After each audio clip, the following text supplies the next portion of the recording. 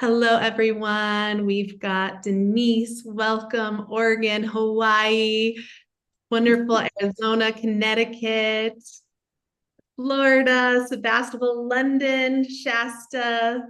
Welcome, everyone. Another one from London. We've got New Zealand, Kansas City.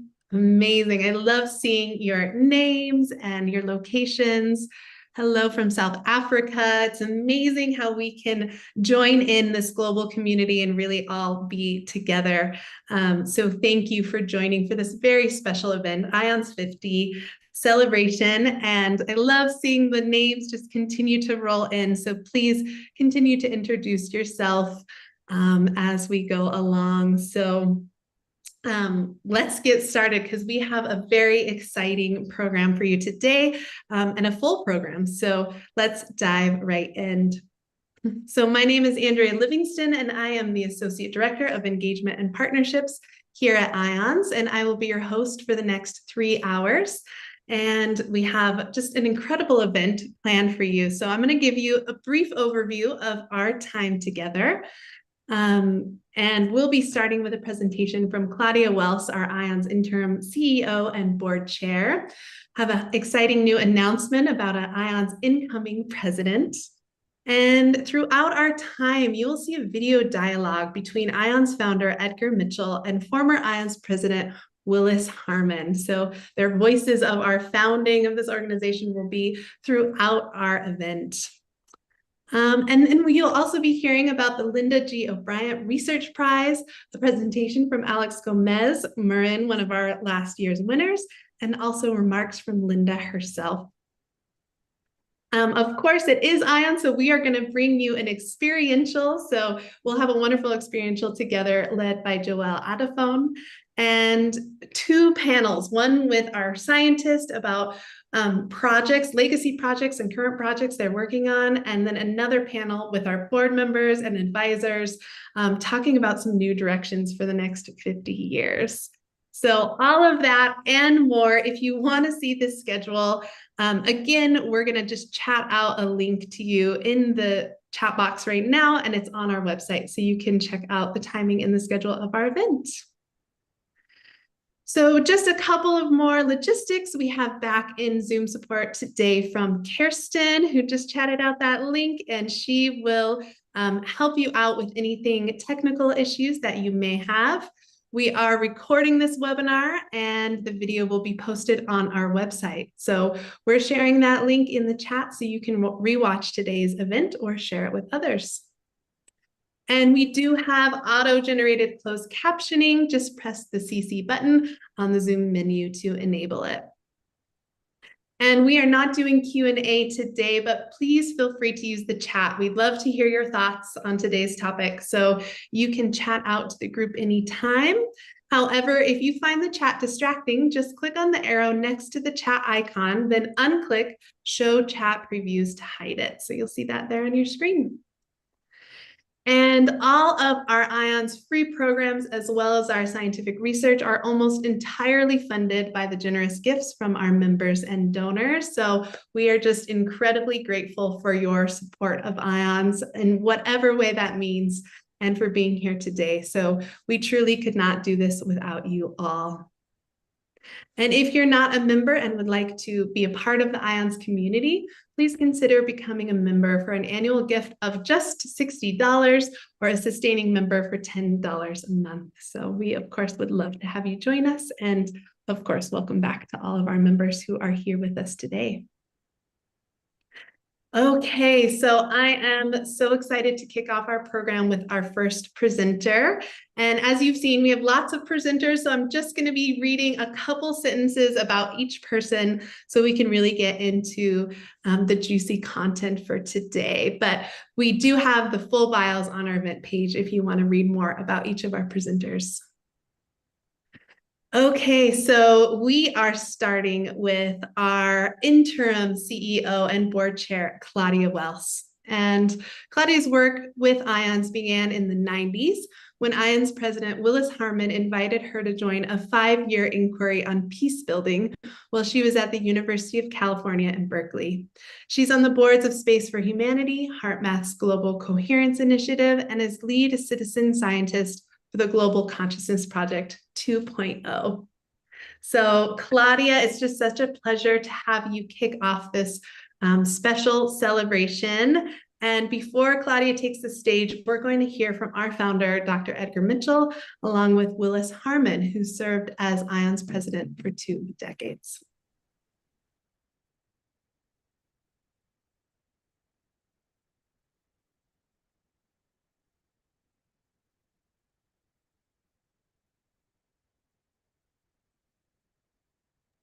And the sound is not working here, so we'll try one more time. Just a moment, everyone.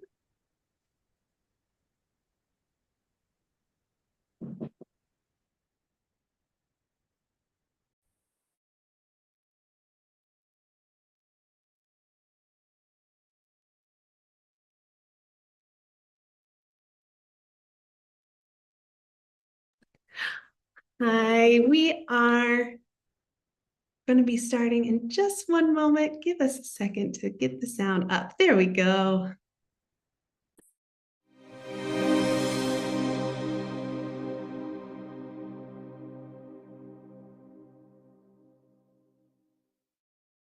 If you want to understand the human condition, you must first understand the universe. But a great mystic will say, if you want to understand the universe, you must first understand the self. And they're both right. Because the evidence suggests that we live in a universe that is a self-organizing, intelligent, creative, trial and error, interactive, learning, participatory, informationally, non-locally, interconnected, evolving quantum system. Well, I think if you observe what's happening in the culture, people are turning more and more.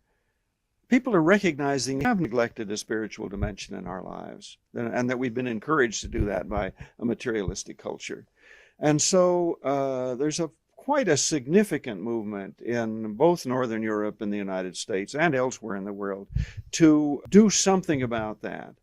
And partly that puts a pressure on science to, especially among younger scientists, to ask this question about consciousness, which ultimately becomes a question about spirit. The Oracle of Delphi said, we need to know thyself. In modern times, we need to complete this by saying, know thyself as a part of an interconnected, rapidly changing and evolving world. 7, 6, 5, 4, 3, 2, 1, 0. We have ignition.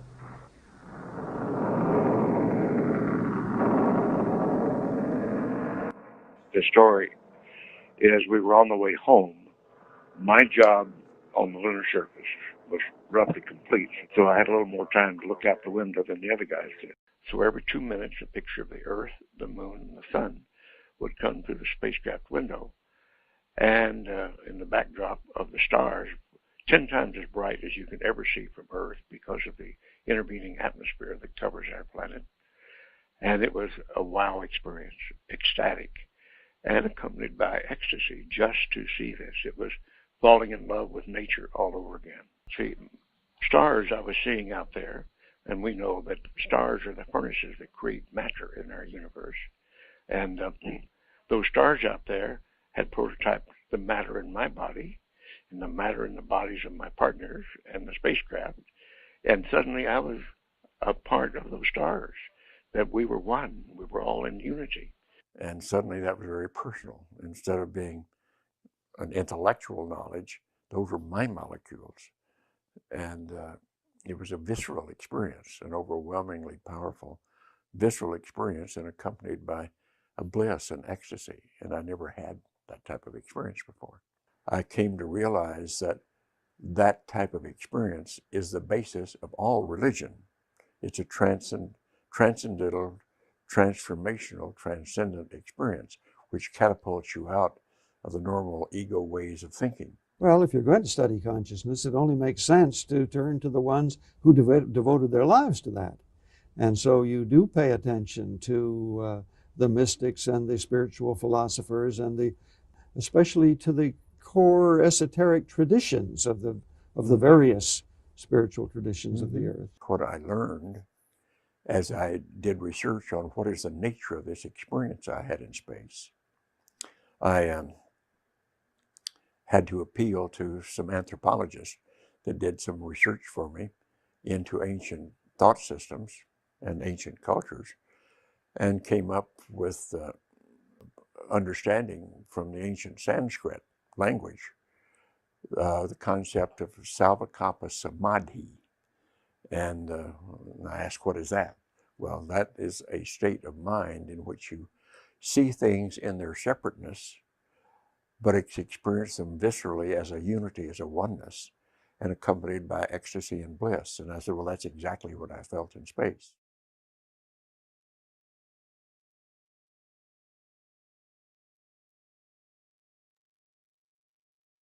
Thank you, Andrea.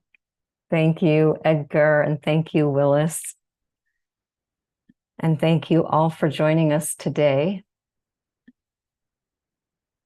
for this very special program.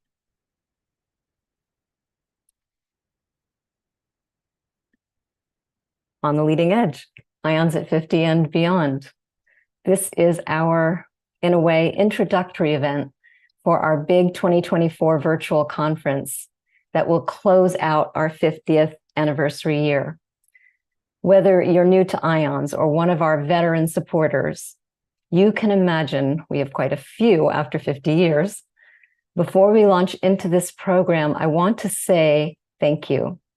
A nonprofit like ours, one that's 50 years ahead of its time, doesn't get to stick around for 50 years without the dedication of many visionary people, donors, partners, advocates, board and staff.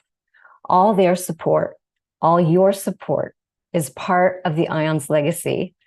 To them and to you, I offer the deep appreciation from today's stewards of IONS Living Legacy.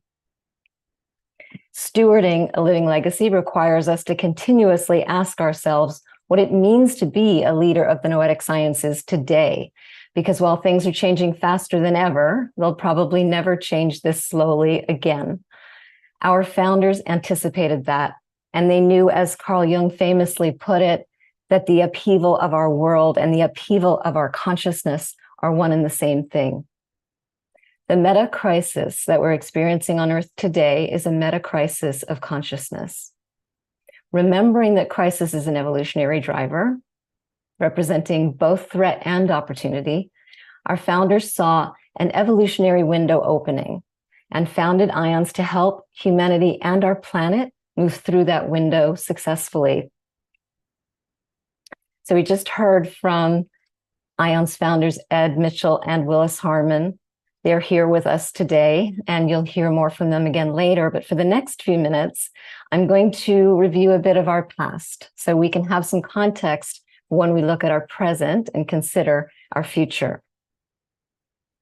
I feel, though, that when we look at our past, it's not really the past that we're looking at, because IONS was 50 years ahead of our time.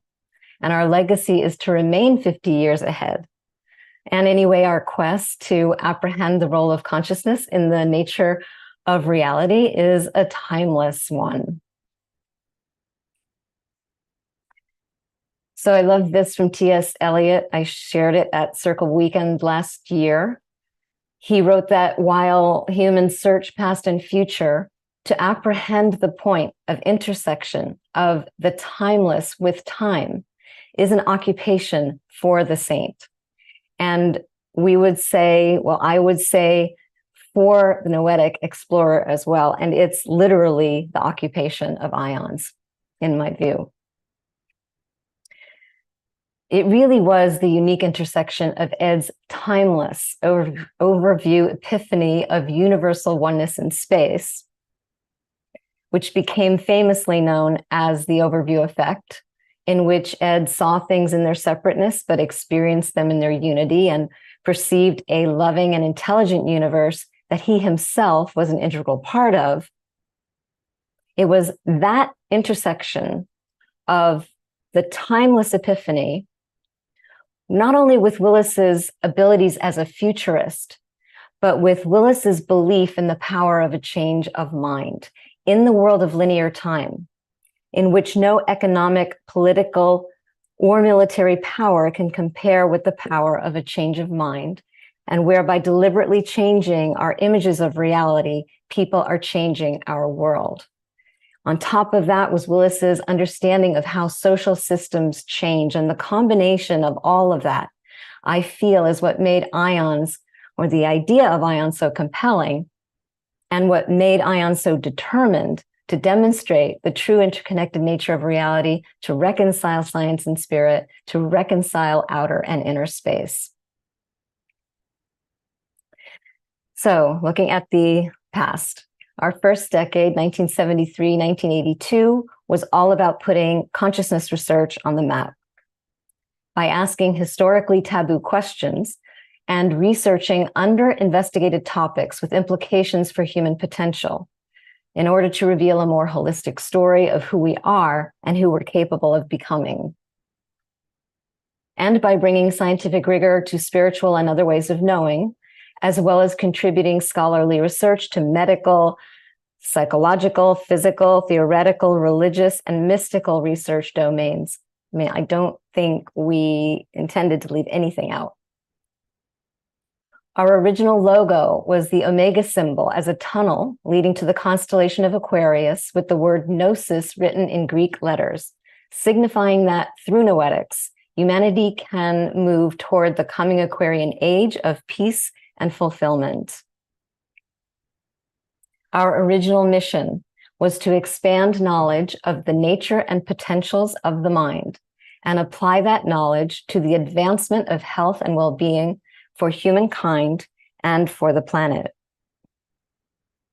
And you can see by the mandate for applied knowledge that we weren't founded to be purely academic, as in of purely theoretical interest. We had an actionable humanitarian mission, and we knew the ways we chose to move forward would have real consequences for humanity's advancement. An example from this decade of why that's so important to who we are. IONS became one of the first to fund studies in remote viewing like this one in 1974, co-funded by NASA with now legendary Russell Targ and Hal Puthoff of SRI, or the Stanford Research Institute, to study certain people's ability for non-local perception. That study was important to the 1978 Stargate project established by SRI and the US Defense Intelligence Agency to investigate the potential for psychic phenomena in intelligence applications. But IONS wasn't just interested in providing the science. IONS wanted to change the paradigm in which defense intelligence could be obsoleted by access to infinite or universal intelligence. Challenging the scientific orthodoxy based on a paradigm of fundamental separation created a tension that continued as our influence grew. But we continued to ask unpopular questions about the causal role of consciousness in the physical world. Or as Willis said, we continued to be unfashionable. With consciousness on the map, decade 2 was all about populating that map by going deeper. And Willis's new book, Global Mind Change, which was based on the important work he did on SRI's Changing Images of Man study, challenged conventional wisdom about both human nature and about the nature of our world, introducing provocative new perspectives on science, business, ecology, and religion. This helped focus our field formation efforts in 3 main areas: emerging paradigms in science and society, health and healing, and creativity and human potential, helping establish new research directions and publications that supported our mandate to democratize access to the noetic sciences so they weren't only for the privileged few. Global Mind Change also inspired the Causality Project with the support of the Fetzer Institute and Lawrence Rockefeller. The project argued that by ignoring important anomalies that show up in the studies of mind, the science of the day was incomplete. So IONS was attracting new advocates as we solidified a reputation as a place where scientists and scholars had the freedom to investigate important questions that they just couldn't investigate anywhere else. And this is our ongoing commitment. Zooming ahead to decade 3, this was my decade, thanks to Willis, IONS continued going deeper, but also went broader in our impact. Marilyn Schlitz, Dean Radin, and Cassie Vieten all joined the science team in this decade, and we launched the Global Consciousness Project, which is being reimagined today for the 21st century, our own double slit experiment, and the experimenter effect study, demonstrating that we can't leave out the effect of the consciousness of the observer in our experiments or in our world.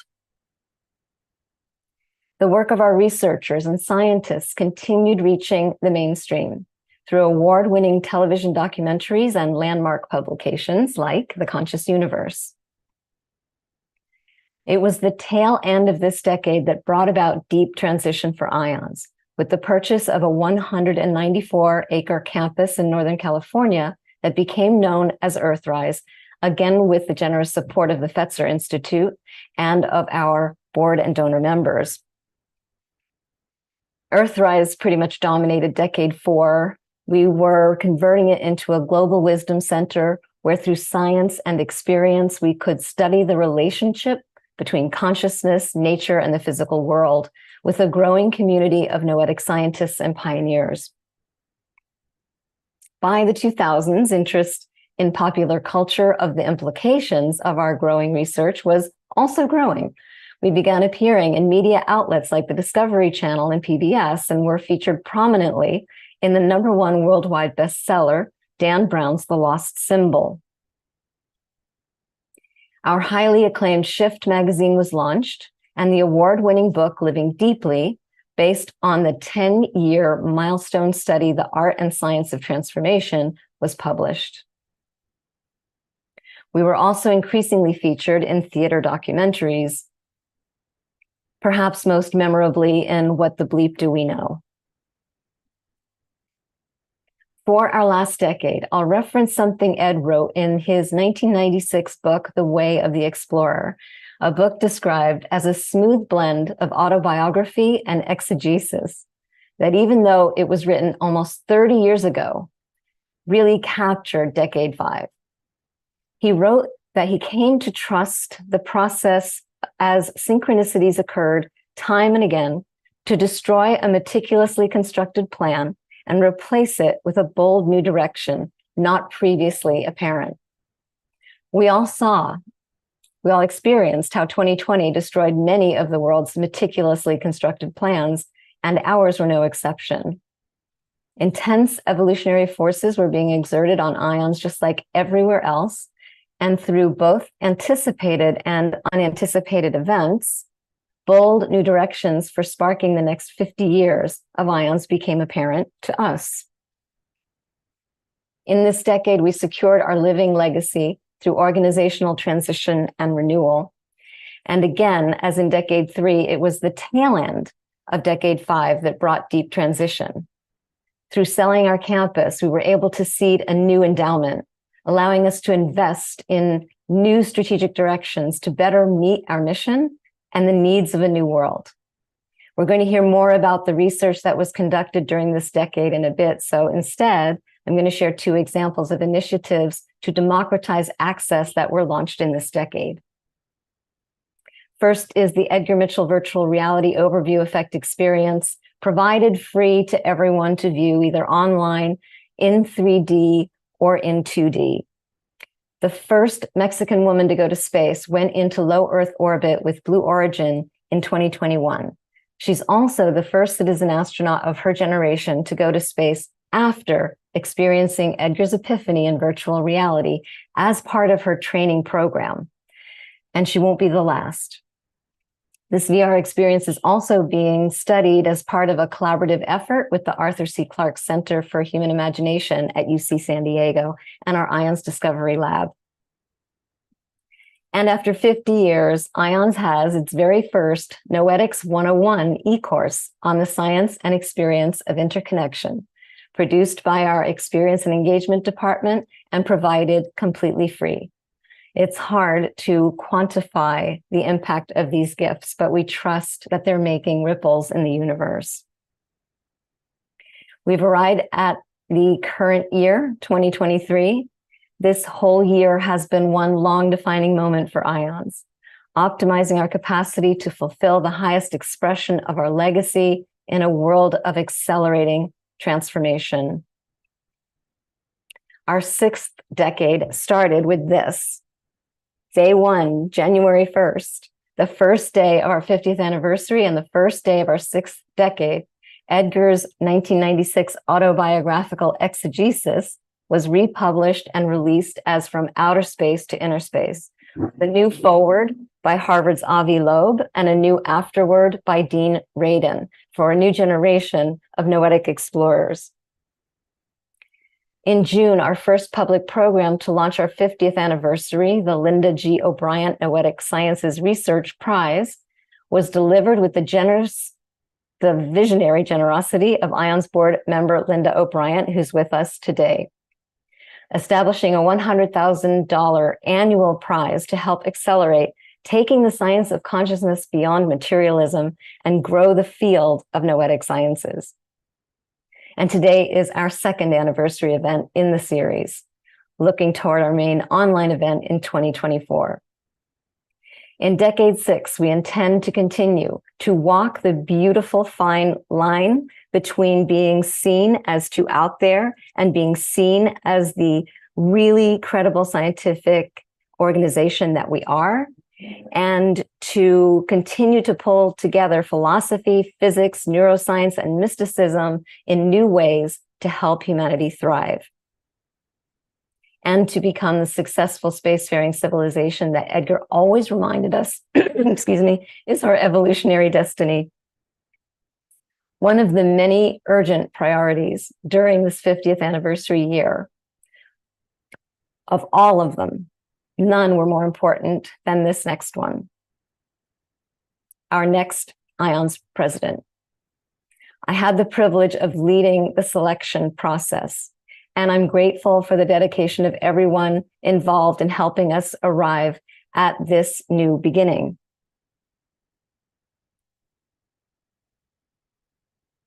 Most meaningful of all was feeling the guiding hands of our founders throughout. And as a noetic organization, I think we can feel how important that is. So after a very intentional and noetic process in partnership with world-class search firm Egon Zehnder, I'm honored to announce to you on behalf of the IONS Board of Directors the appointment of our incoming president, Dr. Thomas Brophy. Dr. Brophy's rich personal and professional history is deeply aligned with the IONS mission to reveal the true nature of reality through scientific exploration and personal discovery. As a physicist, he's been dedicated to creating a gentle revolution in science where consciousness is included in its models of reality. As Dean of the California Institute for Human Science, CIHS, since 1997, and then president since 2019, Dr. Brophy was responsible for achieving regional accreditation for this really unique mind-body-spirit-centered university that confers the first ever degrees in integral noetic sciences. Besides his deeply noetic nature, including the influence of a close and long-standing relationship with CIHS founder, mystic, and scientist, Dr. Hiroshi Motoyama, Dr. Brophy's academic and professional experiences contain echoes of our founding space legacy. Having worked on NASA's Voyager and Cassini spacecraft projects and an appointment as a National Science Foundation exchange scientist at the University of Tokyo's Department of Earth and Planetary Physics. Both his MS and PhD degrees in physics are from the University of Colorado Boulder. He is the author of several important books, including The Mechanism Demands a Mysticism, An Exploration of Spirit, Matter, and Physics, and co-author of The Origin Map and Black Genesis. His research in the field of archaeoastronomy has been cited as relevant to the study of transhuman intelligence and featured in several television shows and documentaries. Dr. Brophy's been published in peer-reviewed scientific journals, including Science, and has been featured in Nature. In June of 2019, he was named president of the Society for Consciousness Studies, a consortium of professional scholars working at the forefront of interdisciplinary approaches to the study of consciousness. There's so much more that we could share, but stopping there, I will end with that Thomas is going to assume the role of IONS president in March of 2024, and I'm excited to work alongside him to facilitate his integration into IONS. And as we continue to discern our priorities for launching IONS into this sixth decade and our second half of century of operations, I trust you'll share in the excitement that the IONS board and staff feel about Thomas joining us at this historic time in the life of our organization. And we are incredibly fortunate to have him with us now. So welcome, Thomas.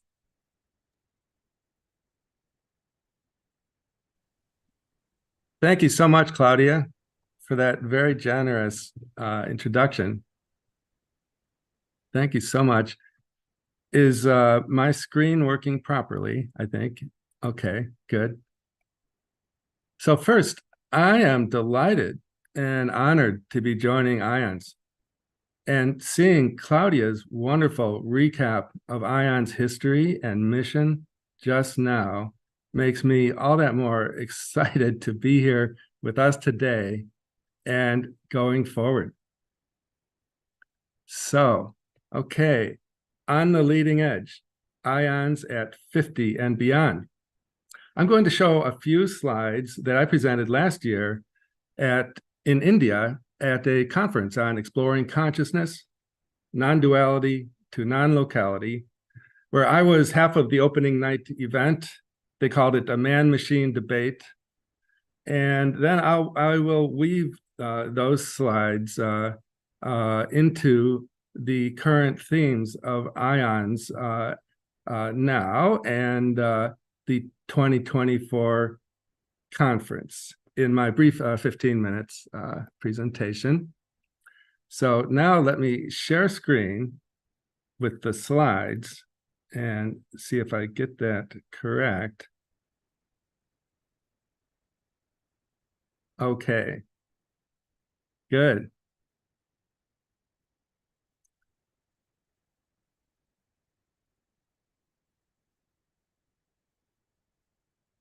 So in my view, how to include consciousness into our scientific view of how reality works is the most important unsolved scientific problem of our time. And IONS has an extraordinary 50 years of history of leadership in that space. And I think the context of this theme of man-machine debate is one nice way to connect to that revolution in science itself with transformative processes that are now happening socioculturally. So in India, we were debating the theme, will intelligent machines replace humanity?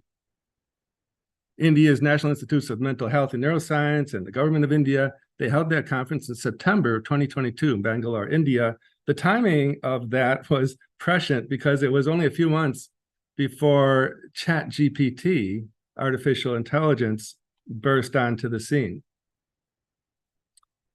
So,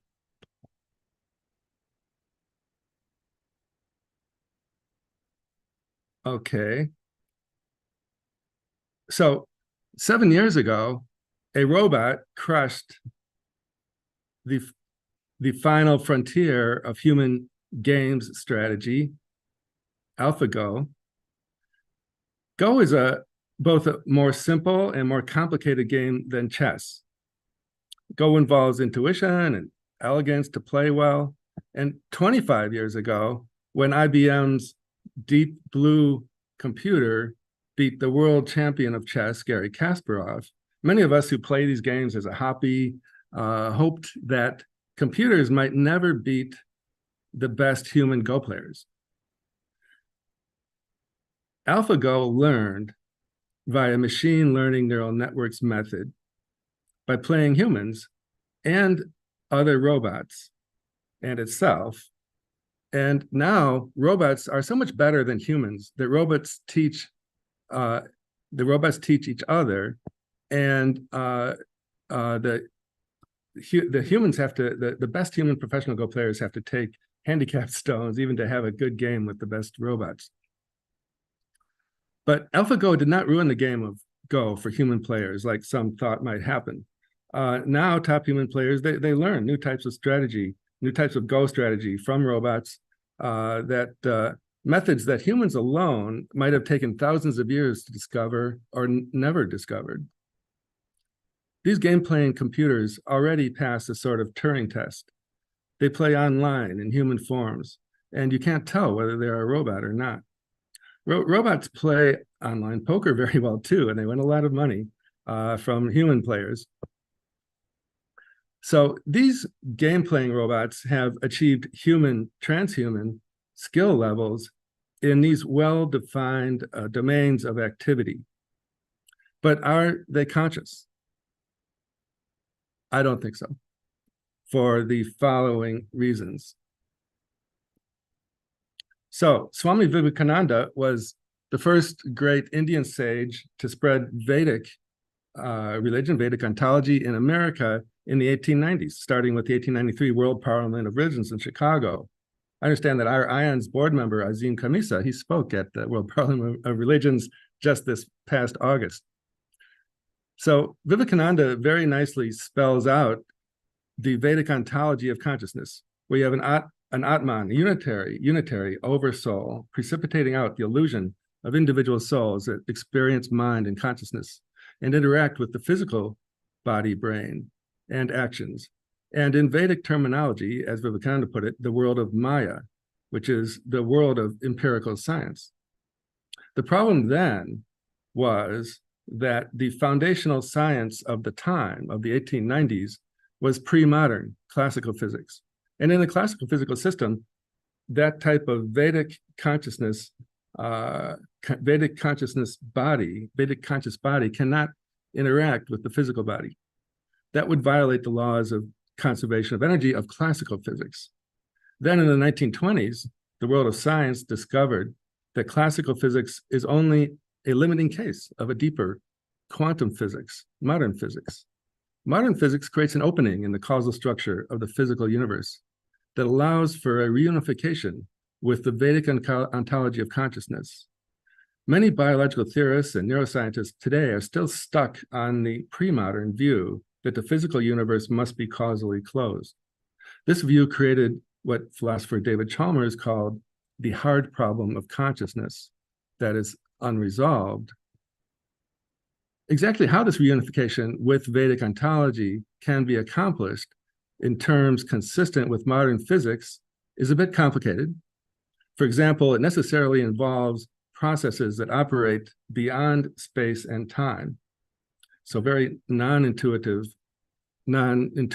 to ordinary daily life processes. And it is important that this is a route forward to a reunification at a higher level. It's not a return to either pre-modern physics or pre-modern Vedic science. So the future reunification will view, will make sense of maps like the painting by Alex Gray on the slide that shows consciousness, like field systems, perhaps Ayurvedic chakra nadi systems, traditional Chinese medicine, acupuncture, meridian systems, operating together with the physio-mechanical systems of the body makes sense on this new type of worldview that is possible through modern science.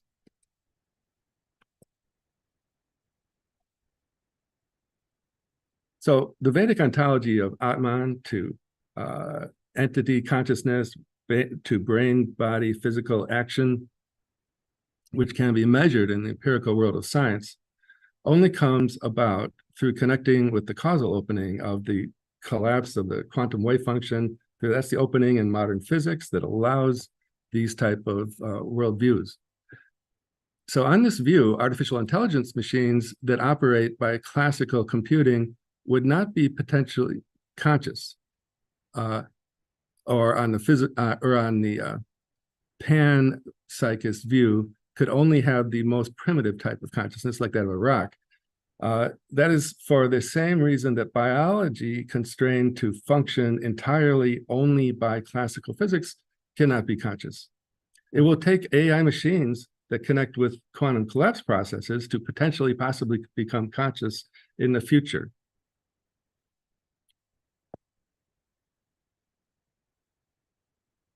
So going to the next slide. So the Vedic ontology of consciousness that I just connected with the science of consciousness is really only one example of all of the esoteric aspects of the great spiritual traditions that all had that type of ontology of consciousness, an ontology of reality. All of them were denied ontological reality in a world restricted to only classical physics. And they are re-allowed now, however, in the modern scientific world, including the experience that stimulated the founding of IONS, the Savikalpa Samadhi experience of the oneness of existence, and especially the one living being of the earth as a whole. That can take on, in this new worldview allowed by modern science, in this new worldview, it can take on an ontological reality that was not allowed in the past materialist paradigms. So just a couple more slides. So I was meditating on that Earthrise experience in the 1980s when I was doing Zen meditation here in Japan. So this is a little bit of one slide about how I got here.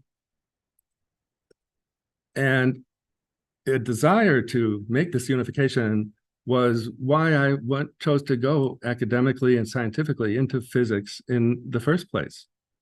And then I was thrilled to be able to connect, become part of the space program, like Claudia mentioned. And I was part of a team that had an instrument aboard the Voyager 2 spacecraft that did the grand tour of the outer planets. And every time the Voyager 2 went by a new planet, this is the first time close-up views of those outer planets, they were called planetary encounters. And in the years leading up to a planetary encounter, there'd be all sorts of speculation about what we might see there in the planetary encounter when Voyager gets there close up. And then every time, there were always amazing revelations, surprises, things that you never imagined would be there, pop up. And I think something analogous is happening now in the revolution, with the revolution in science that's happening because of the revolution in science of consciousness, that we are allowing back into our modern views of science and how reality works, entirely new domains in the consciousness realms that we will be astonished, kind of like the planetary encounters, when we finally encounter them and bring them to the light of modern awareness. So these things are coming now with IONS as the center. You have the revolution in science of consciousness, which is at the center of the revolution in science itself. You have non-human intelligences coming to the fore, not only AI, artificial intelligence, but the UAP phenomenon as well. And these are all adding up to a humanity in transition, as Claudia described. So I think IONS is perfectly poised to be the center of this revolution in science of consciousness and the revolution in science itself. And I think this galaxy rise image can be one of the symbols of the next 50 years of IONS, together with the Earthrise symbol. Okay, I think that's my time.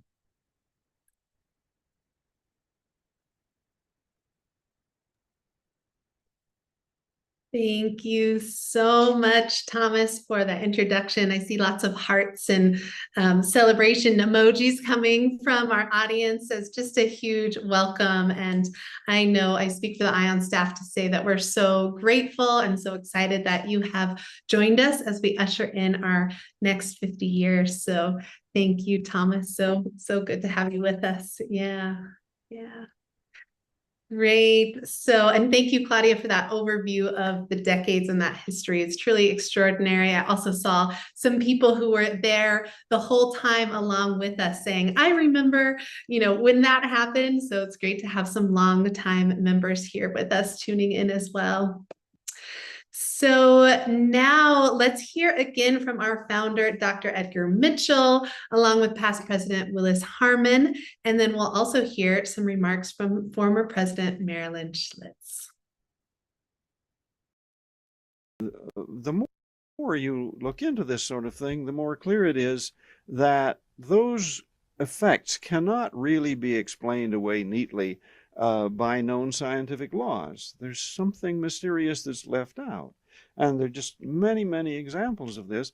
And until fairly recently, the persuasive power of science was so great because of its accomplishments that we assumed that everything that was left out that seemed mysterious would in principle ultimately be explainable by the kinds of scientific laws that we have.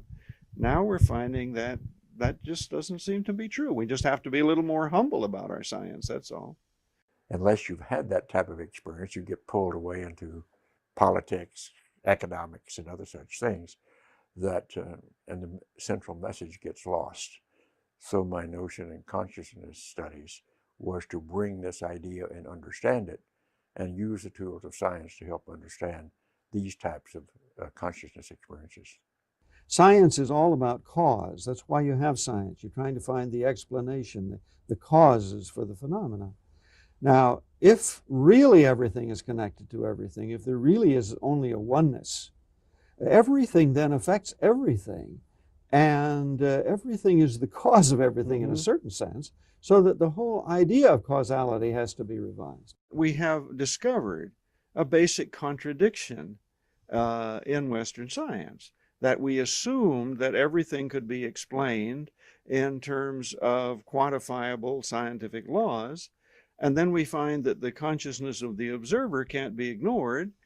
Science arose as strictly a materialist concept, looking at matter, the interactions of matter, having nothing to do with mind and consciousness, until the end of the 19th century, when Max Planck, Einstein, and the greats of the early 20th century came up with quantum mechanics, which essentially disproved the Cartesian duality, that body-mind didn't interact.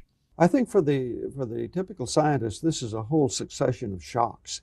That is, the first shock is to realize that there's a bias introduced just in the way you create the experiment, and even deciding to do it. And then there's a bias that comes in the perception, because we now recognize how powerfully the contents and the processes of the unconscious mind affect the way we perceive, not just with our eyes, but in every sense. We consider intuition our sixth sense.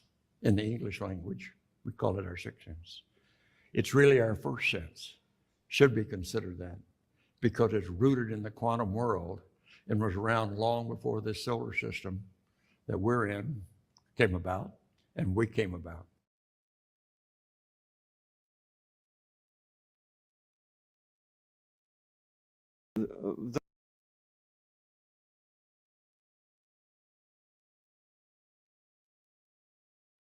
Hi, thank you for inviting me to share some reflections on the Institute of Noetic Sciences at this moment in its own development and maturation.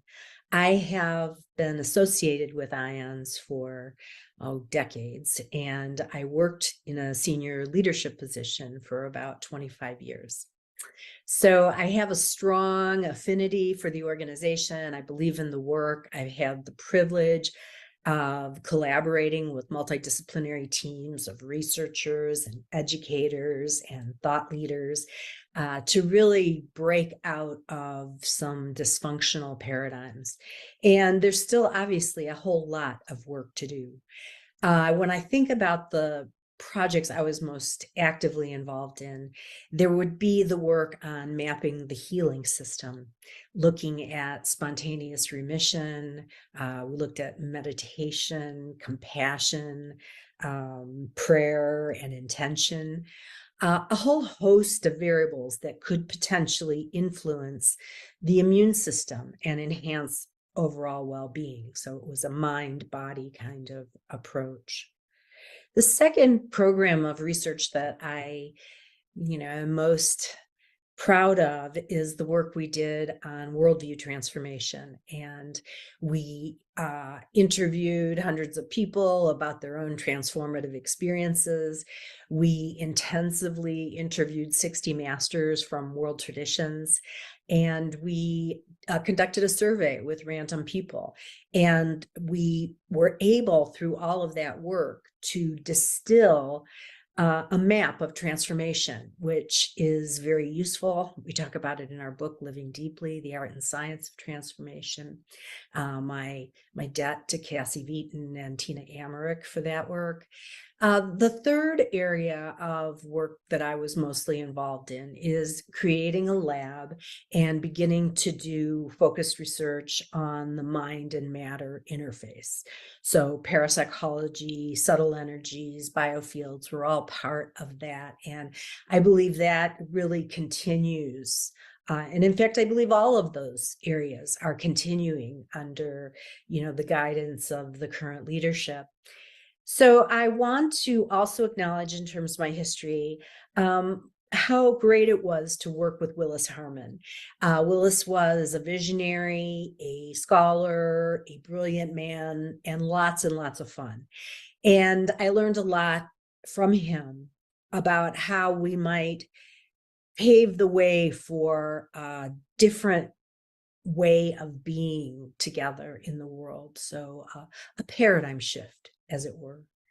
Then Wink Franklin, who taught me about servant leadership and how to begin to distill things in the society that we could address our work toward. He was very interested in seeing IONS be sustainable. That was his reason for starting the membership program, and for also networking and bringing the work into communities. Finally, I want to share my favorite memory and most fond experience, probably. And that was being at the Apollo space station in Florida and walking under the unused missile from the last Apollo mission. Never used, never carried out. And we walked under that, and it's huge, with my son, my mother, my stepfather, and Edgar Mitchell, who led the tour. And what a delight. He was such a beautiful, self-effacing, fun-loving person who also had a brilliant mind. And his work in quantum holography and other topics has been very influential in my thinking. So I want to wish IONS a happy birthday. And may the winds be at your back, and may you find many routes for discovery and surprise. And I look forward to being part of your team. Thank you. Great. So thank you to Marilyn for those words and those stories of history and experience, really valuable. And I love someone, John, in the chat said he can see Wink smiling. So I love that. And now that we've steeped a bit in some of our legacy and our past 50 years at IONS, I'd love to welcome onto the webinar stage one of our recipients of our first annual Linda G. O'Brien Noetic Sciences Research Prize, Álex Gómez-Marin. So Álex has a bachelor's in physics, master's in biophysics, and PhD in theoretical physics from the University of Barcelona. And his current research focuses on scientific study of consciousness in the real world. And so we welcome Álex both as the winner of our IONS Research Prize and as a representative of the next generation of noetic scientists that are coming up in the world today. So Álex, we are so happy to have you with us, and go ahead and take it away. Thank you very much, Andrea. Okay, this year we're celebrating at least two major anniversaries. The second one is the 400th anniversary of the publication by Galileo of his book, The Assayer, which is a foundational piece in the history of science. In it, we find jewels like the famous claim that the book of nature is written in the language of mathematics. And we also find other jewels like this quote.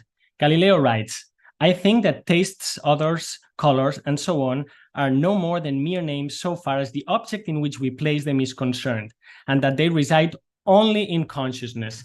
So here Galileo is contrasting what he calls primary phenomenon of motion and touch with sensations which he regards as secondary quality. So you see, they travel in second class, and they have, his quote, "no real existence save in us."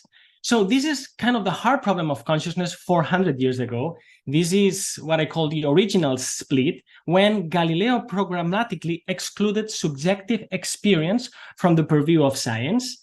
And 400 years later, we're still struggling to untie the Galilean knot and healing those wounds, I would say. This has allowed science great progress, no doubt, but at the same time has caused perplexity when we want to study consciousness. So that's why I believe that noetic sciences are not only important, but urgent. And so let me quote now your founder, Edgar Mitchell. In his book, From Outer Space to Inner Space, he writes, "In the fall of 1972, I made a radical departure from what I had done for the past 20 years. I left NASA altogether. I wanted to study the totality of consciousness. I strongly believe that consciousness as a field of inquiry encompasses all human activity. It seemed to me that the study of consciousness provided the only unified approach to the questions of who we are as humans, how we got here, where we're going, and why." All right, so we need to walk the fine line between what some people call New Age woo-woo and what I call old rage poo-poo. We need to risk and walk that fine line. And actually, that's what it takes to be on the leading edge, which is the title of this event. Now, sometimes we speak about the edges of consciousness, and I like to call them edges because they're frontier of knowledge and also because they're marginalized. Now, forget the edges for a minute, forget psychical phenomena, and let's concentrate on consciousness. Well, it's not taboo anymore, yes, but still very problematic. As an example, 2 months ago, more than 100 prominent scientists and philosophers from major universities wrote a letter saying that a prominent theory of consciousness, integrated information theory, was pseudoscience. So they use the word pseudoscience within their own orthodoxy. That's remarkable, and it's not good news. So I wrote a piece entitled "The Consciousness of Neuroscience" to basically point to the many elephants in the room. It seems that things are changing, but perhaps slowly. So I don't want to be over optimistic here. And in fact, sometimes our research embodies, if I may just paraphrase the work of Albert Camus, what we could call the myth of Sisyphus, not the myth of Sisyphus, the myth of Sisyphus, because we progress, and yet sometimes we have the feeling that we're back to square one.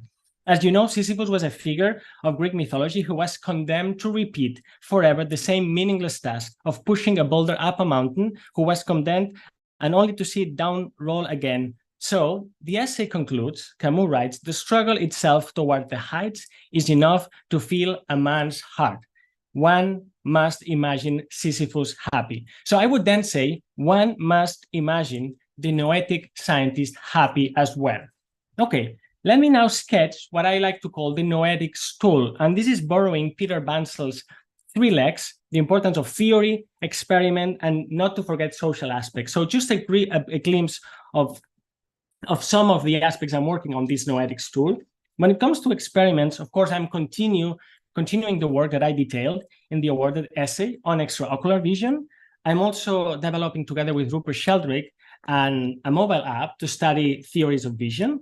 And in a way, this could be encapsulated in the idea of testing non-local aspects of perception. Let me go now to theory. Yes, we need to write models. Yes, maths are important. Yes, metaphors are very fundamental to make sense of what's going on. But I think in the future, we need to really hammer and go deep on metaphysics. And to that end, I highlight Whitehead's process philosophy because his notion of prehension may allow us to frame the data that we find in the experiments. As the old joke says, yes, the data is really nice, but is it possible in theory? Well, we need to work out metaphysics. And also, I would add, esoteric traditions. Go back to perennial philosophy and try to weave it together with science. Okay, so if theory is the map and experiments are the territory, who are the inhabitants? And that's why we need to talk about the social aspects. We need to be clever and invite our fellow scientists to come out of the closet. We need education, and we need to go to schools, and we also need outreach. Now, changing a paradigm, it's not just proposing some cool ideas. To change a paradigm is to change habits of thought, and this takes a long time. It's tedious and it's difficult.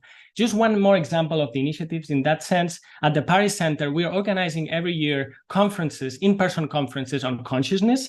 And this year, we're happy to announce that we'll have fellowships for young students. So we hope this can also be a fertile ground for these ideas to grow. All right, let me now move and offer, I won't offer any answer. Let me offer a few questions that I would like to pose to every one of you so that we can meditate on them. Okay, number one, should we try to persuade the mainstream or ignore them altogether? I don't know. Number two, what are our own blind spots as so-called post-materialist scientists or lay people? Because we have blind spots. What are they? Number three, okay, how can we open our minds without our brains falling to the ground? And with this, I mean, we need balance between benevolence and rigor, between kindness and discipline.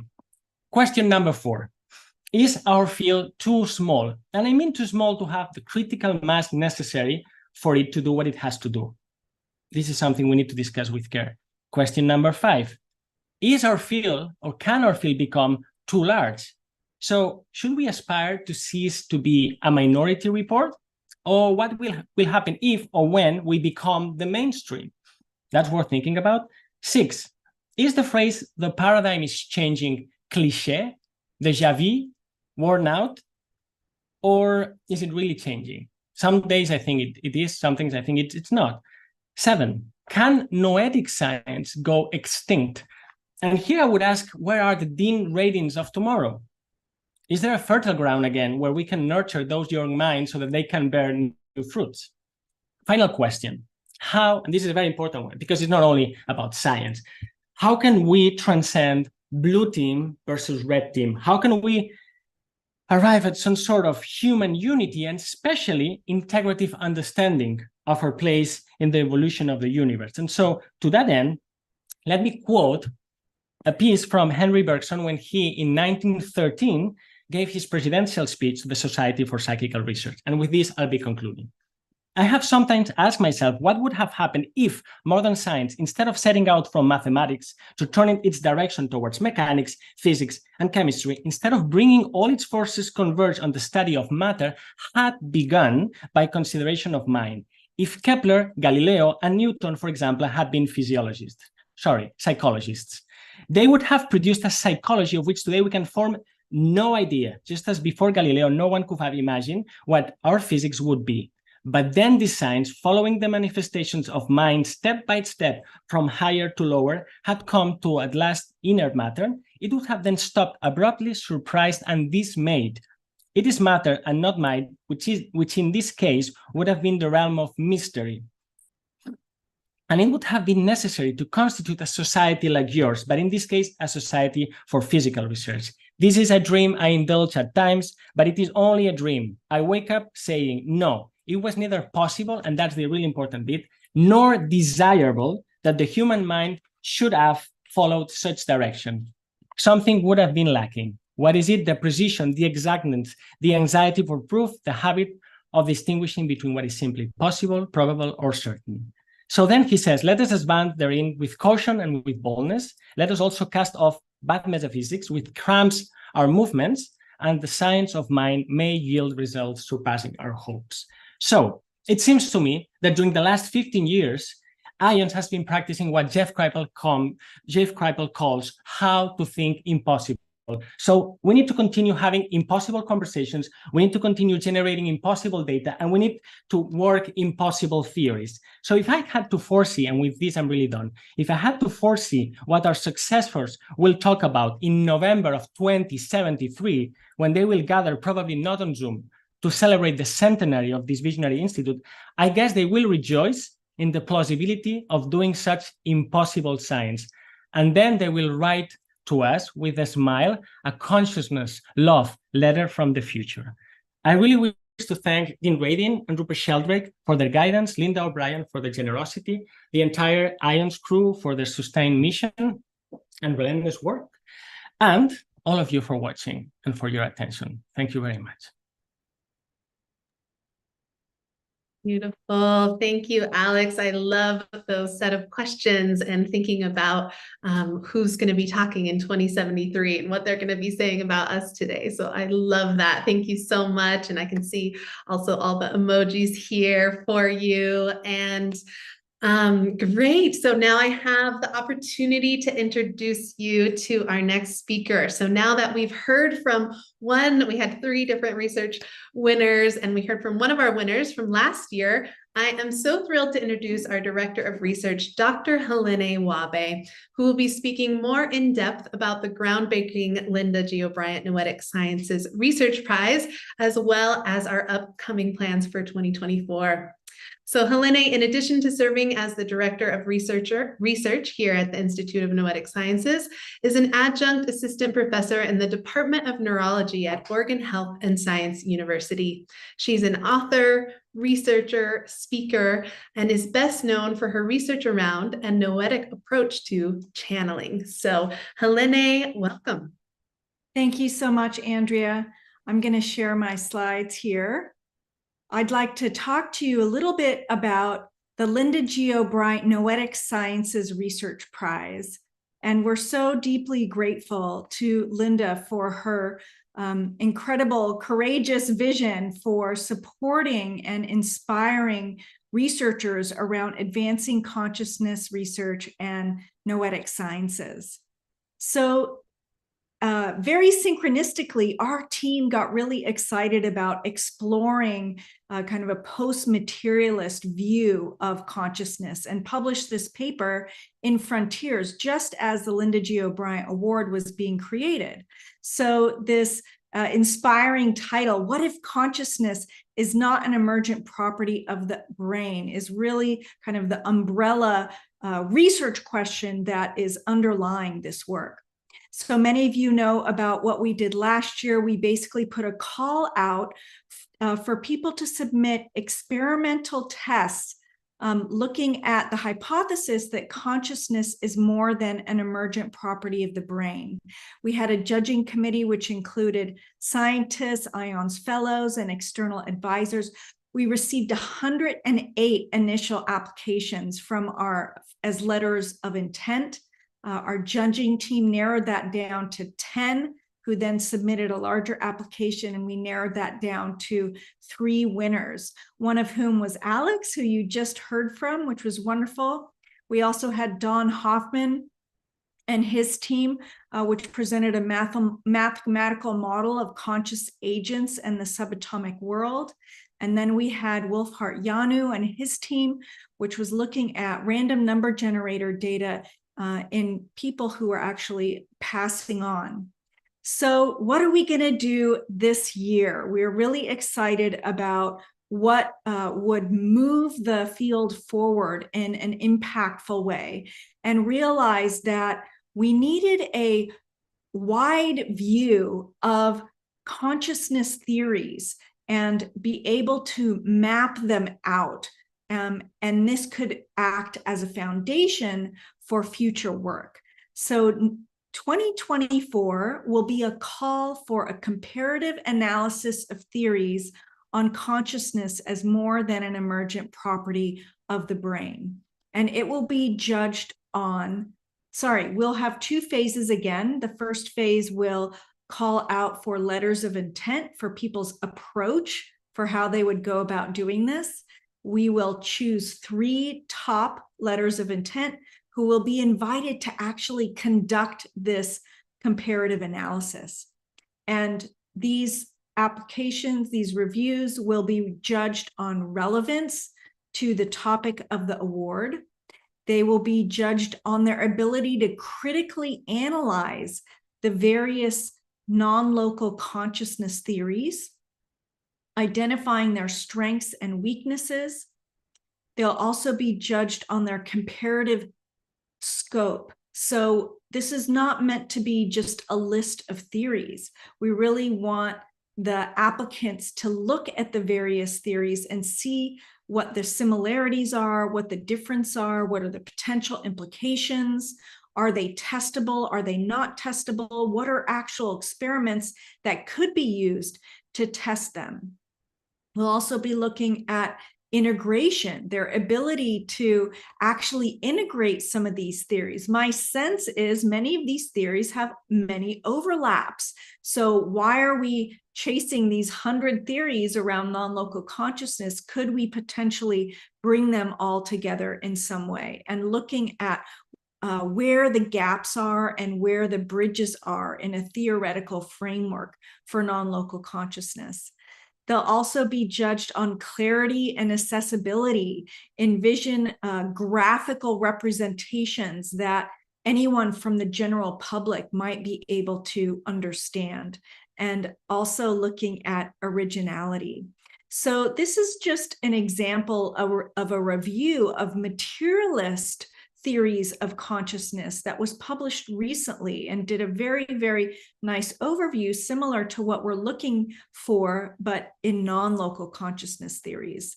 There is also a database of materialist theories of consciousness, and someone could submit a letter of intent saying they want to create a database. And here's just an example of a graphical representation that was specific for learning theory, but it really maps out all the different ideas of learning theory and how they interact with each other.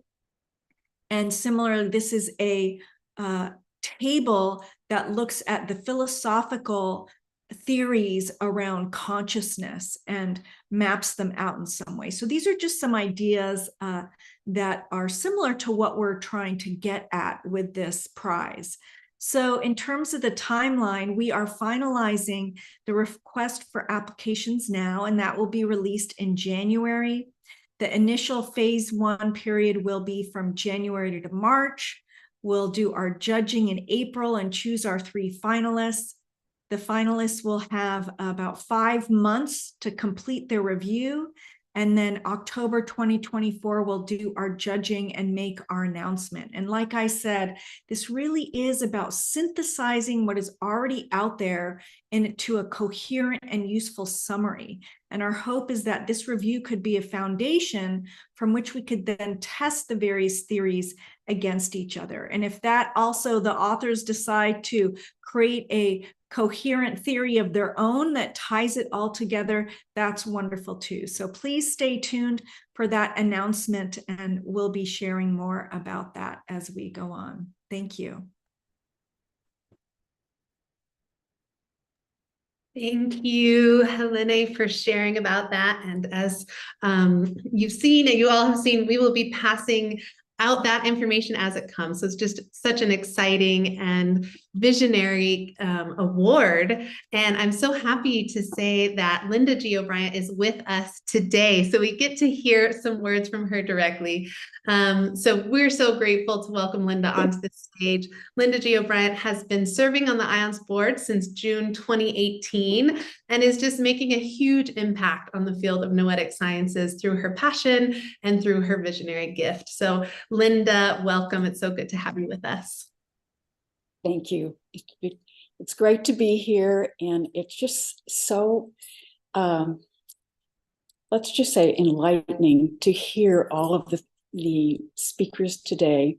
I'm so proud of IONS, and I wanted to share my own experiences. I joined IONS in the mid-'80s, and I had been taking a self-hypnosis course, and of course, opened up to everything possible. So if it's channeling or whatever, out of body, I've been there. And it just wasn't something you could talk about in my generation. But I knew it was special. And so I think I found the perfect place in IONS of having scientists wrap their minds around these things. And it just changed the world for me to know that someone was studying this, and I didn't have to say, oh, well, I was sleeping with the stars the other night or something as a little girl. And, what does that mean? But anyway, I was so excited to have this new insight and knowingness, and I wanted to share it with everyone. But as I said, in my generation, it was still a taboo. It was just, you were a weirdo. So I went to a neighbor who was a business consultant and a former nun to discuss what was happening to me when I was taking these self-hypnosis course. And she picked up a piece of paper off of her file cabinet, handed it to me, and said, I think this was meant for you.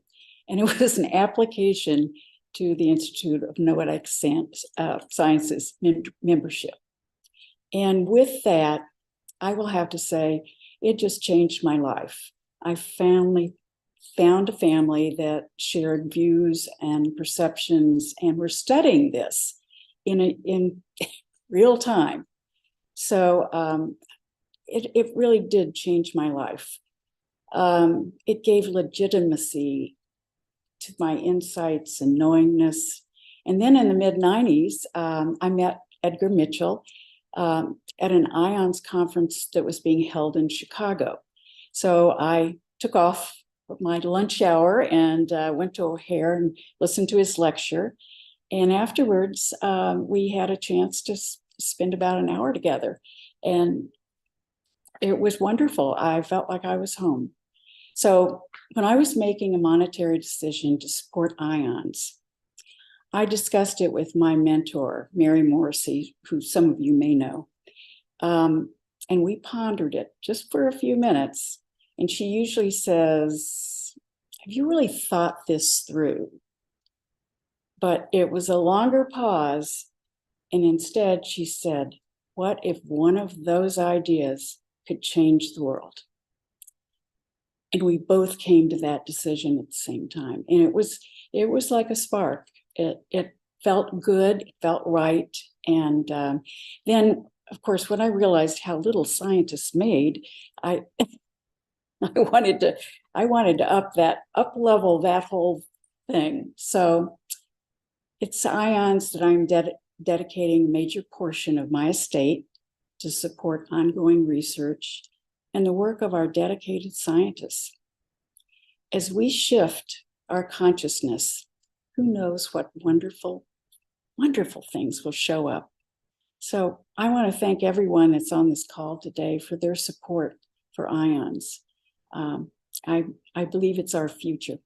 So thank you very much. And especially to Álex, I enjoyed hearing from him.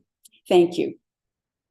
Wow, just such a bow of gratitude to you, Linda. And I see also a lot of hearts and emojis coming in from our audience. And I just got full body goosebumps when you said, what if one of those ideas could change the world? So that's profound. And you're really making that possible to do this deeper study into consciousness. So just huge gratitude. Thank you, Linda. Beautiful. So it's hard to believe we are just about at our halfway mark, and we are going to hear from long-term member Denis Greene. So here we go.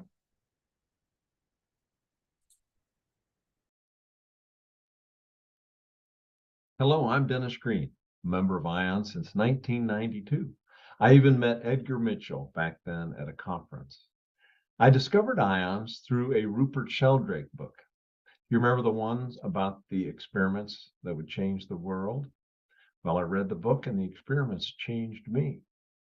As a daily meditator for many decades, I finally have found the science that explains my personal experiences with different states of consciousness and connectedness. For instance, long ago, I met a woman at a charity event. She was a volunteer, and I bought a t-shirt from her. I bumped into her 3 days later, and then 6 days later, and then once a week for 6 weeks. Flash forward many months, we're engaged, and then I meet her brother, who says, I remember you from when we were children. We went to the same swimming pool. Actually, I remember when Jenny was 6 years old and she was on the high dive. And I said to her, get down, you're too little. So as she turned to come down the high dive, she slipped and fell 10 feet towards the concrete. Then the big brother said, and you, as you put your hands on the ladder to go up, you caught her. Was that a coincidence? Flash forward a few years. When our daughter was 10 years old, she was doing a cartwheel in the dining room. I walked in from the living room. Her heel caught me 100 miles an hour in the gut. I thought she broke something. I go to the doctor, who does a scan and says, well, she didn't break anything, but she kicked you precisely in the 10-millimeter tumor. That young lady might have saved your life. Is that a coincidence? Yeah, there are too many coincidences and even intuitive hunches that I've had to think that life is random. When I joined IONS, I got access to a spectacular world-class library of scientific research that helped me understand reality from a quantum level. So I invite you right now to click on the link to join IONS and get access to that research. It is life-changing. Now, in the future, you might choose to join the Legacy Society, as I have, by including IONS in your estate plans. If you do that, then you get invited to small group scientific insight events, which are spectacular. I love IONS, and I want to thank the scientists who do the work, and I want to thank the staff who shares the information, and I want to thank all those donors who make it happen. So please join the IONS tribe of explorers who are doing so much to help our species evolve. Beautiful. So we have just put that link in the chat. So thank you, Denis, for those beautiful words and those extraordinary experiences too that, I don't think can be described as a coincidence. So thank you so much, Denis. And so yes, we're at our halfway mark, and I am excited to bring in our next presenter, who is going to bring some experiential in. As I mentioned, it wouldn't be IONS without really the deep inner experience to go along with the amazing scientific exploration. So great. So Joelle Adifon is the winner of our Consciousness in Action Next Gen Award in 2021. So this was another award that we established in 2017 to feature young Noetic practitioners and change makers who are bringing the practice of Noetics into the world. So Joelle was our last winner, and Joelle is a Porta Fortuna, or fortune bringer, reality maker, and performance artist who enjoys shocking audiences with real magic. So it's been a pleasure to work with you, Joelle, and invite you onto the stage. Thanks so much for being here with us today. Good to be here. I want to read some words from Edgar Mitchell himself. I experienced what has been described as an ecstasy of unity. I not only saw the connectedness, I felt it and experienced it sentiently. I was overwhelmed with the sensation of physically and mentally extending out into the cosmos. The restraints and boundaries of flesh and bone fell away. The presence of divinity became almost palpable, and I knew that life in the universe was not just an accident, based on random processes. This knowledge, which came directly, intuitively, was not a matter of discursive reasoning or logical abstraction. It was not deduced from information perceptible by the sensory organs. The realization was subjective. It was knowledge every bit as real and compelling as the objective data, the navigational program, or the communication system was based on. Clearly, the universe has meaning and direction, an unseen dimension behind the visible creation that gives it intelligent design and gives life purpose. So these were Dr. Mitchell's words for the experience that he had when he was in space. And 50 years later, here we are, looking to the future of IONS and seeing what comes next. When he had this experience, this was the spark that lit the flame of his lifelong exploration. And so I was thinking, as someone who lives in the realm of spirits and powers of expanded consciousness, as a lot of us do, that rather than just talking about these concepts or energies, that we would actually go to that realm and have an experience ourselves. So what I'm going to do is I'm going to open the space, and that's going to be a very short prayer and invocation, and then we're going to see what happens.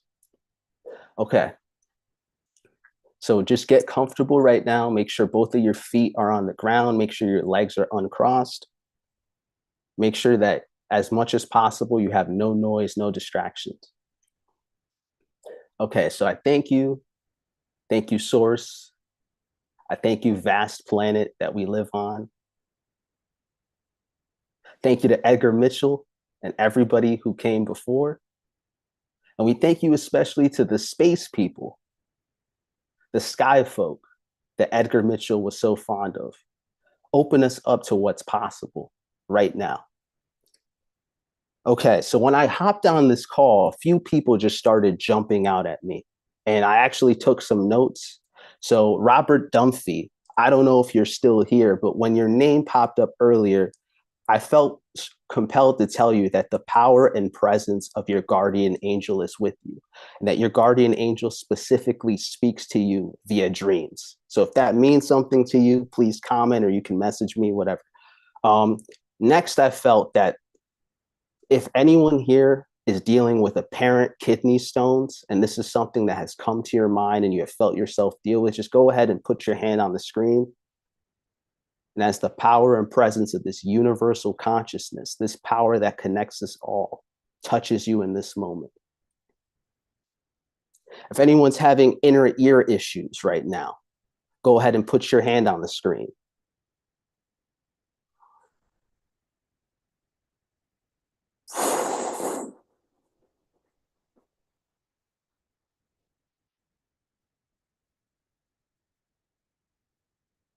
And right now we open up the space. We ask this universal consciousness. We ask this divine presence, this universal uniting field of energy that Edgar referred to as the 0-point field, to open us even deeper than we can possibly go, than we can possibly imagine.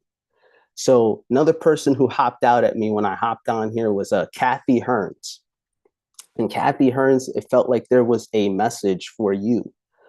So the message that I felt like I was getting was, I don't know if you know, are familiar with Cassandra, who is basically the prophetess from Greek mythology. But Cassandra had this sense of not being listened to. When the Trojan War happened, she actually spoke out and said, hey, we should be careful, that we shouldn't trust the situation. But people didn't listen to her. So right now we just ask that the amplification of your voice happen. The amplification of your voice in your life happen. And that those messages, those streams of communication that have been coming to you for the people in your life, for your community, that there is a boldness that is able to come through you. And for each and every one of us who are here, we ask that we are opened open beyond skepticism, but still being able to ask questions, open beyond the theoretical in a tangible experience of whatever that is that's there for us, whether that's synchronicity, whether that's spontaneous remission, whether that's spontaneous healing.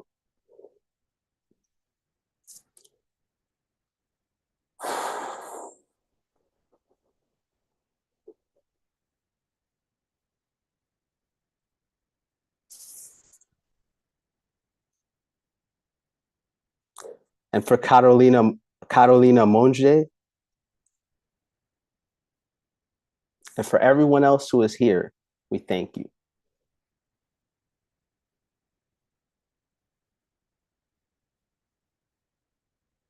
And in that space where Edgar was, in that space when he looked at the earth and he realized that he was more than formulas on paper, that he was more than his physical body,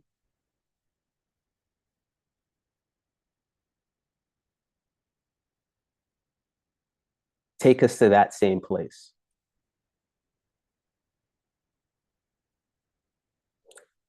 I say thank you to everybody. My name is Joel Adifon.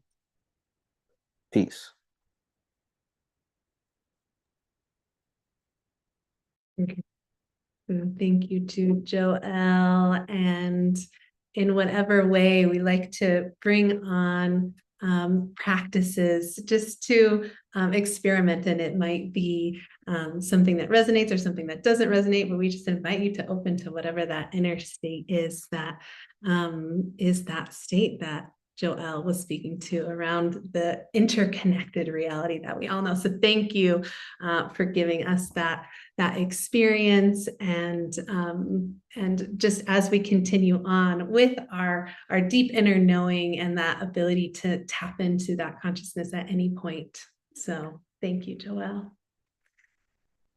So great. And maybe as you're coming out of that experience, I invite you just to take a stretch. So maybe just stretch up your hands and your arms. If that feels right to you, we are going to go into our next panel, or actually our first panel of the day. We have two panels coming up. So I am so excited to introduce to you our team of researchers. Many of you know them, but we're going to start out with just some very short introductions. I know we already heard from Dr. Helané Wahbeh. We also have Dr. Denis Greene with us, who is our chief scientist and best-selling author, who's contributed to over 125 peer-reviewed journal articles and has held appointments at Princeton University, University of Edinburgh, and SRI International. Next, we have Dr. Gerrit Jampt, whose primary interest is bridging molecular neurobiology with aspects of consciousness and extended human capacities. And he just published a book called Why Vibes Matter: Understand Your Energy and Learn How to Use It Wisely. So if you haven't checked that out yet, definitely recommend it. And next we have Dr. Arnaud Delorme, and Arnaud is the author of some over 160 peer-reviewed publications and is best known for his work on the neural correlate of mind wandering and for developing the EEG software that is now the most used EEG research worldwide. He also has a book, I think, that comes out in just a couple of weeks about why our minds wander, understanding the science, and learn how to focus your thoughts. And finally, we have Cedric Kennard, who will be moderating our panel today. Cedric has a PhD in neuroscience, and his research focuses on well-being, EEG methods, wearable neurotechnologies, consciousness, and psi. So Cedric joined the IONS science team as a full-time senior research associate in 2022. So thank you to the whole IONS team for being here. And Cedric, I'm going to pass it to you now. Thank you, Andrea, and hello to everyone. Thank you for being here to celebrate IONS 50 with us. So I'll just start with a brief summary of the science, two research programs that are ongoing and illustrate the long-term strategy of IONS that we're currently following. So just to remind everyone, so our hypothesis we're testing scientifically is that everything's interconnected, and everything we've talked about so far. And as you can see, there's a huge literature in science literature now documenting all these phenomena, that consciousness is more than what our brain can do or our normal senses can do. Like we can pick up information beyond space and time, and we can influence reality. So we have two big research programs to try to go a little further than the science literature. As has been mentioned before, how do we change the paradigm? How do we go further than statistical evidence and all that? Can we push, accelerate things? So first we have the IONS Discovery Lab, which focuses mainly on individual experiences. While we do all the science, how can we also help individual in their experiences, and how can we understand how experiences are affecting their lives? How is it transforming them? Who is it transforming? Is it transforming everyone? And if not, why some people less, how does that affect their well-being and their noetic capacities? So we have now an IONS Discovery Lab is now remote. We used to do it at the Earthrise Retreat Center, and now it can be done remotely. So if you're a practitioner or a workshop leader, you have an intervention focusing on noetics experiences, we can measure individuals before and after, and we try to understand how is the intervention and the experience transforming people and why. And the long-term goals, of course, are to help develop for future interventions and practices that can help everyone fulfill their potential, find their life purpose, and improve their noetic capacities.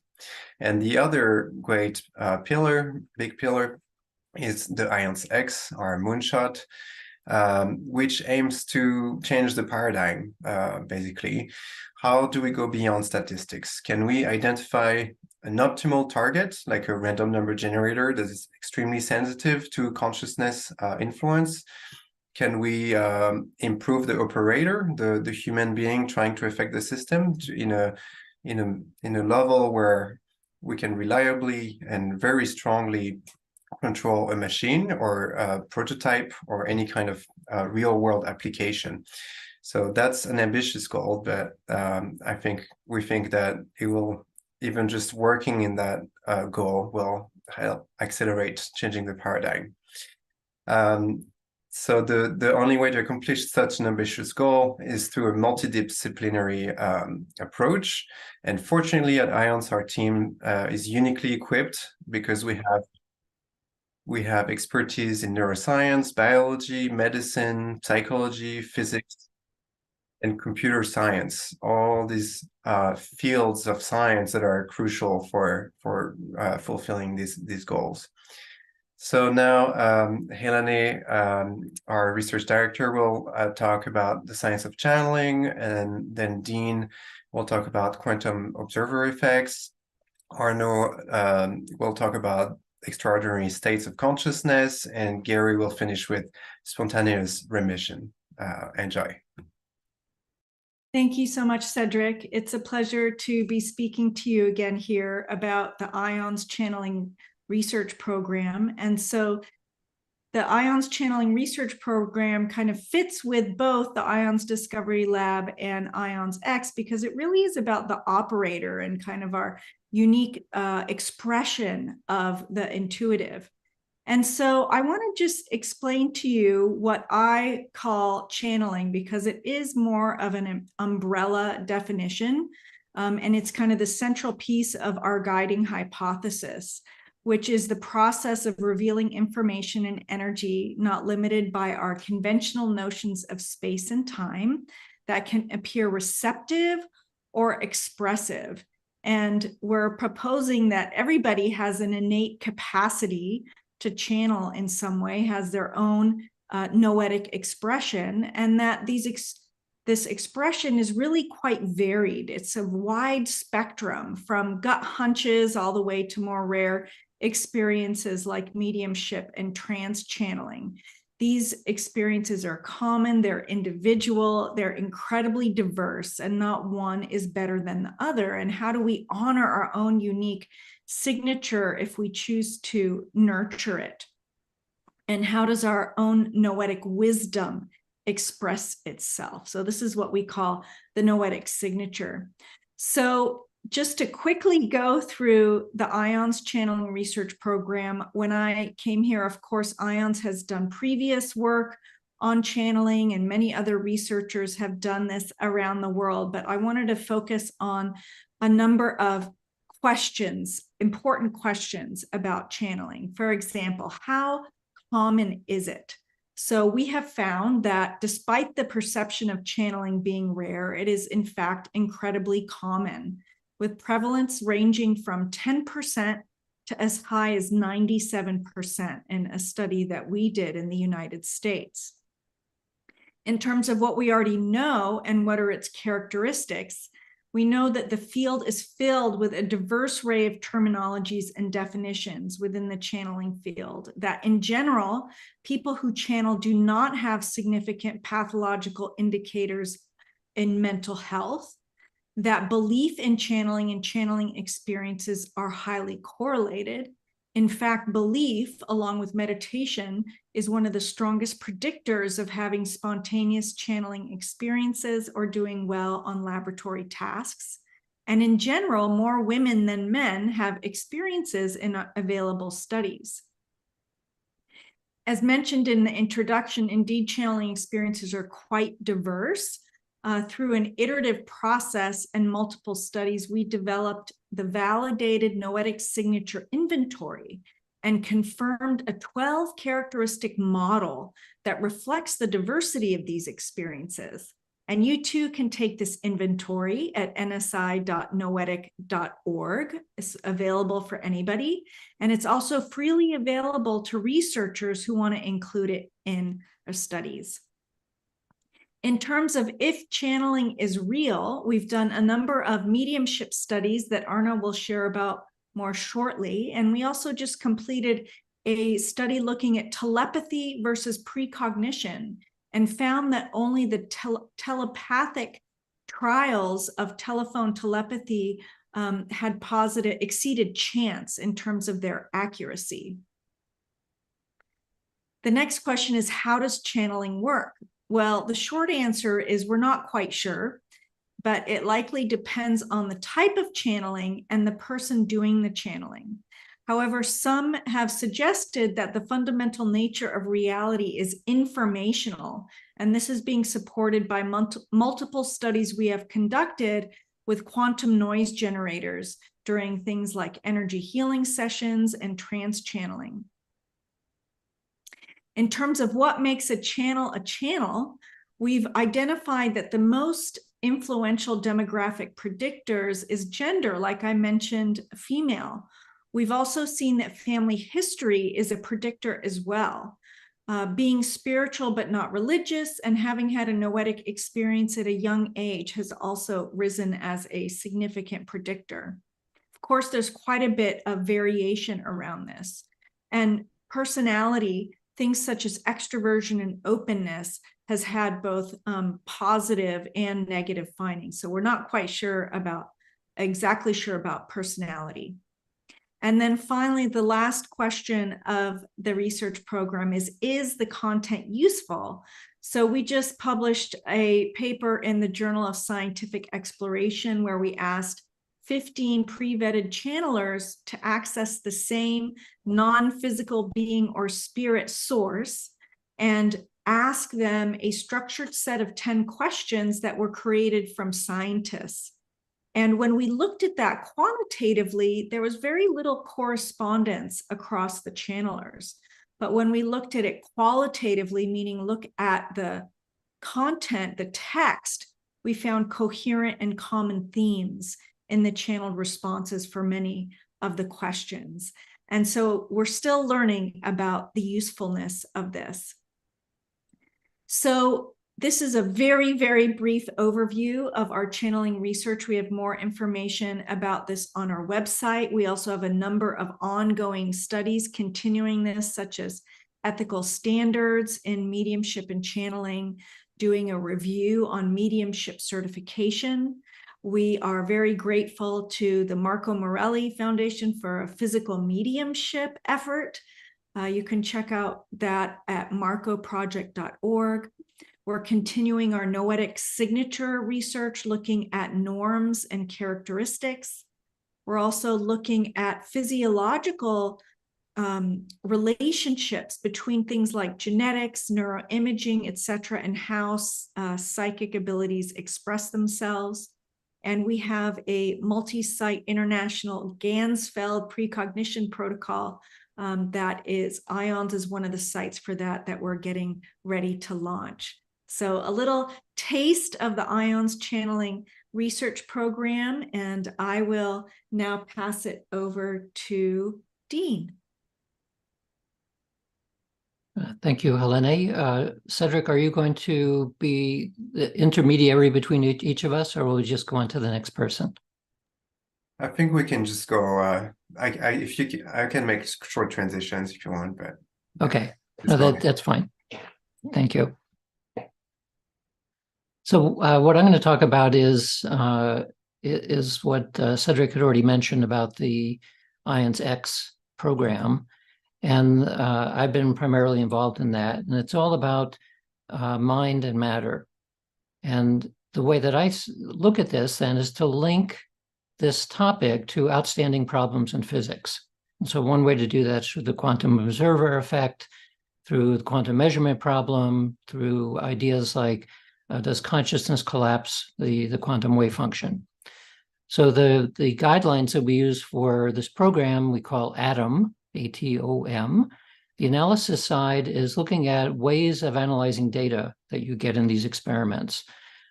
We have used lots of statistical methods in the past. One of the new methods that we're using now is machine learning. Machine learning, of course, is an artificial intelligence approach to looking at these kinds of data. And the advantage of it is that through machine learning, we could find out patterns that may be in the data that otherwise would not be able to find. The T in ATOM is about the target. Most of the targets that I've been using for this line of research are photons, primarily using systems like optical interferometers, double slit systems. We used a Michelson interferometer, and in a minute I'll talk to you about a new version of a target that I've been developing. The O in ATOM is about the operator. The operator is about the human who provides the mind side of a mind-matter interaction. So in this new experiment that I'm working on, some of the participants will be people who do traditional magical practices, so esoteric magical practices. The reason why I think that they're interesting, in the past, we've primarily used people like meditators, but magical practitioners are people who stay involved in esoteric magic because they have a sense that what they are doing actually works. And of course, much of what magic is about is impressing your will into the world to make the world change in some way. So I thought it would be interesting to work with people who believe in magic because that's what their experience tells them, that their mind is able to manipulate the world in some way. And so these are at least half of the people in this new experiment that I'm working on now will be practicing magicians. And the M in ATOM is all about modulators. This refers to things in the environment that seem to correlate with or modulate these kinds of abilities. So just to mention one, we know from a lot of research that the state of the geomagnetic field seems to be a very important modulator for mind-matter interaction, in the sense that when the geomagnetic field is noisy, not only are there more accidents and more heart attacks and things of that sort, but these kinds of abilities also don't seem to work very well. And so our best guess at this point during these stormy geomagnetic days is that it agitates the nervous system because of we're sensitive to magnetic fields. And that may make it more difficult for people to simply concentrate on the task. So quiet geomagnetic days seem to be better for these kinds of phenomena. So I mentioned that in the past I've used various kinds of optical interferometers, mostly double slit systems. For this new experiment, I've made some new devices. So here's an example of one of these devices. This is a optical interferometer, and I put a little patch on the top there of the all-seeing eye to remind people that do this experiment, it's not about your eye, it's about your mind's eye. So this is an optical interferometer that I built for this project, and here's another one that's covered in copper foil to further block external environmental effects, and there's other ones that are covered in mu metal to block magnetics and so on. I've made a variety of these things. This line of research, fortunately, has now been replicated in 5 different laboratories. We've done the most studies of this type, but 5 different labs. And earlier this year, there was a review of this kind of research in a journal called Progress in Brain Research, which was done by a team from the National University of Ireland in Galway. And they concluded, after looking at all the published research, that there was indeed evidence in these experiments that mind influences matter, at least in the form of photons. So what I'm gearing up to do now is to find people to participate in the experiment using the new interferometer. And that recruitment process will begin shortly, this month for sure. And then we'll send these little boxes off to the participants and see what we get. So I'll turn it back to Cedric. Great, thank you, Dean. And now we'll pass it on to Arno, that will talk about extraordinary states of consciousness. Yeah, and thank you, Cedric. And in particular, our research on mediumship. So Helané mentioned that we have a program on channeling, and part of this program is on mediumship. So what is mediumship? Mediumship is what we call mental mediums. So these are mediums which receive the information in a mental way. They don't go into a trance. So that's a type of channeling, but that's called mental mediumship, to differentiate from trance channeling. And so we bring mental mediums in the lab. They receive the information, and we test the accuracy of that information in double-blind conditions. So we have run several of these experiments, more than 3 to date. And here I'm going to show you one of them so you can do the experiment with us. I'm going to share my screen briefly. Can you allow screen sharing, Andrea? And in this experiment, participants, which were both mediums and controls, were asked to differentiate. They saw a picture of someone. Were asked, how do you think this person died? If this person died of they were 3 causes of death. They could die of a heart attack, they could die of a car accident, or they could die by firearm. And so here I'm going to show you 3 pictures of 3 individuals who passed away. And again, this is for science. We don't do that for fun, and it's not macabre. And we respect, the people who have passed. But this is a way to test the accuracy of mediums, because they do say, oh, I can feel that person from seeing that picture that they passed in this way or not. So I'm going to show you 3 pictures so you can imagine being a medium or being a control subject and seeing these pictures. And one of them died of a heart attack, one of them died of a car accident, and one of them died of a gunshot. So picture number 1.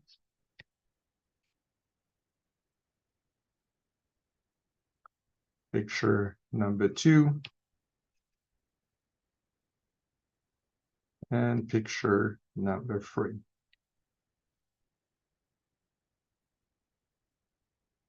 And so these are the results here, so you can check if you were correct or not. In some presentation, we also run polls, so we can do statistics afterwards, but it's not necessarily very scientific. When we did that in the lab, we brought in 12 professional mediums. So mediums we were practicing professionally, and then 12 controls. We didn't claim to have any abilities. What we found is that overall, when we took all the subjects together, so 24 subjects, they were performing better than chance. In a sense that there were very few, the likelihood that what we observed was random was very low, 1 in 41, basically. So, but the mediums were not necessarily better than the controls. So this is the kind of experiment we do, and we try to do them in double-blinded conditions so people can't cheat. And we also try to publish in mainstream journals. So this is where we publish this specific experiments.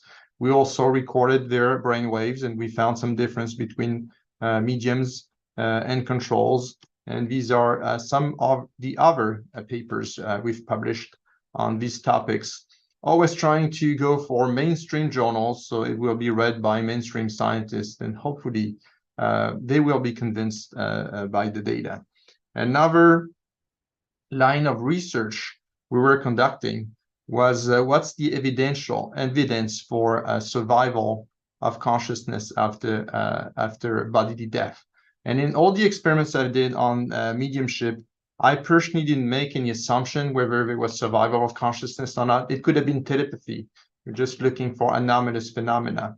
But there are specific experiments that look into survival of consciousness. So with Dean and Helané, we reviewed about 120 papers on survival of consciousness, trying to grade what's the evidence, what kind of study people did. Obviously, if it's just an anecdote, it's less convincing, but if it's a study that's been reproduced by many labs, etc. And what we found is that mental mediumship and physical mediumship were the most convincing in terms of what we can find in the literature. We also asked a panel of a group of scientists and engineers. So we run a survey on 422 people. And we asked them, what would be the most convincing experiment for you?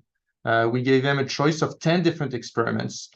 And what we found is that most scientists and engineers believe the most convincing is, as we did, mediumship in double-blinded condition. If they can access information, that's relatively convincing, that there is some survival of consciousness. Although, as I said, it could also be potentially telepathy. And the other one was OBE during NDE. So what does it mean? It means out-of-body experience during near-death experience. So people who have a heart attack have a near-death experience, and sometimes they come out of their body.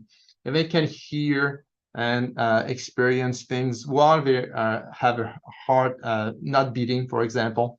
And that's convincing. That would be convincing to engineering scientists.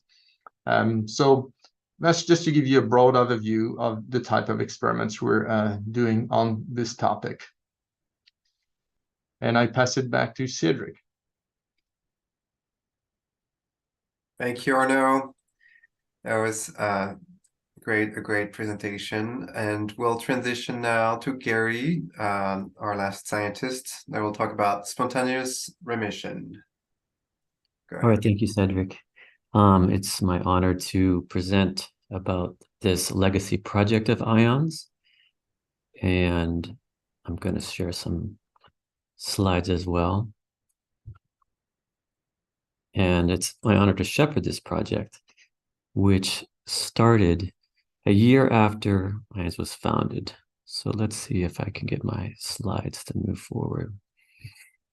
So in 1974, a program looking at the inner mechanisms of healing was started. And so I want to talk just very briefly about kind of the larger scope of that.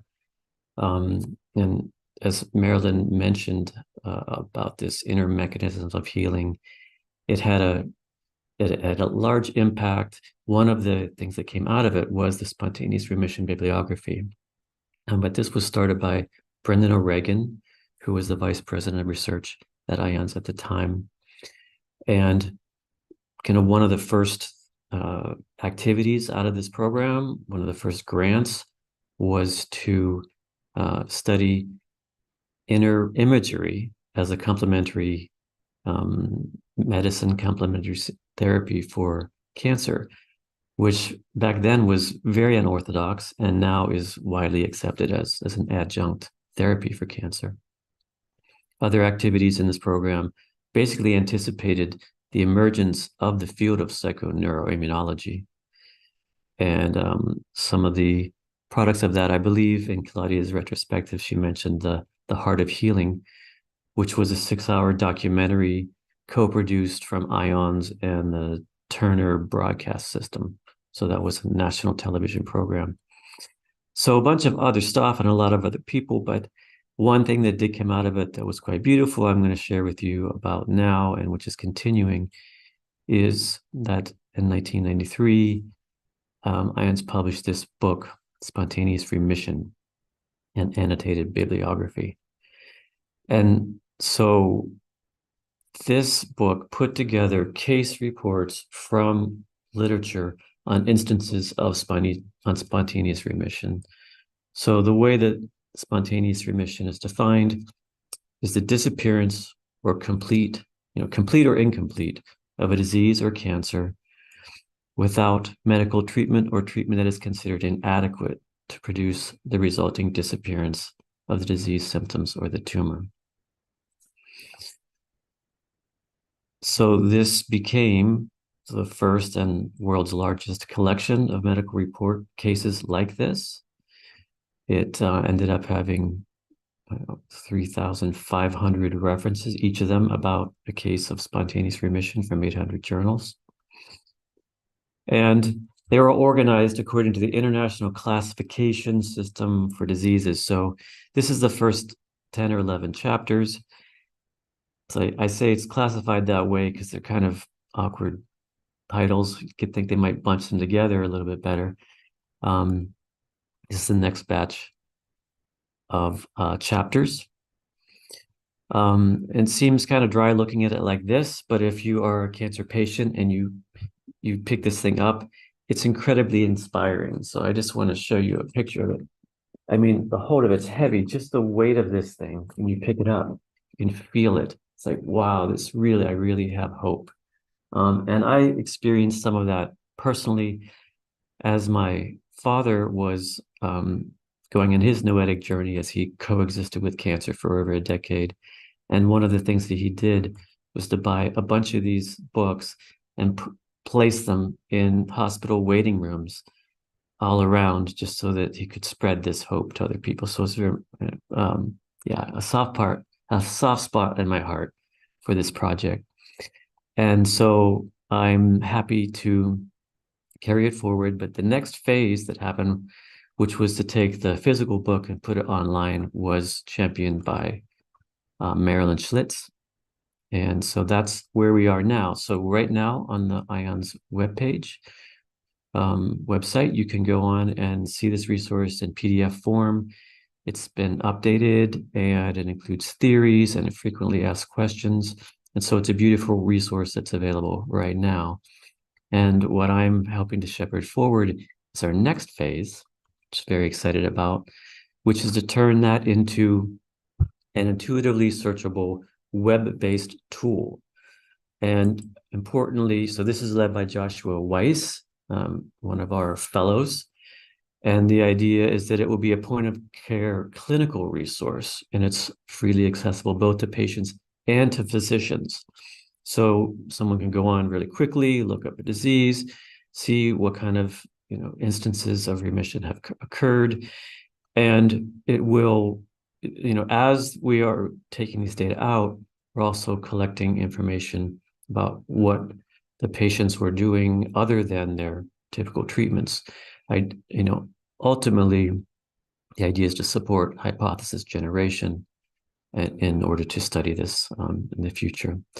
So I want to thank, we have a whole crew of volunteers, of highly, achieving professionals that are taking time to compile all this data and help us build this database, this searchable online database. And I also want to thank the funder that's helping us catapult this next phase, Harmonic Egg. And this is a dodecahedron egg-shaped pod that you can get in and basically experiencing sound and vibration and healing for healing. And the founder of this has asked that if anybody has stories about spontaneous remissions of humans or animals in the egg, she would love to hear about that. So with those thanks, I will say thank you for listening to me.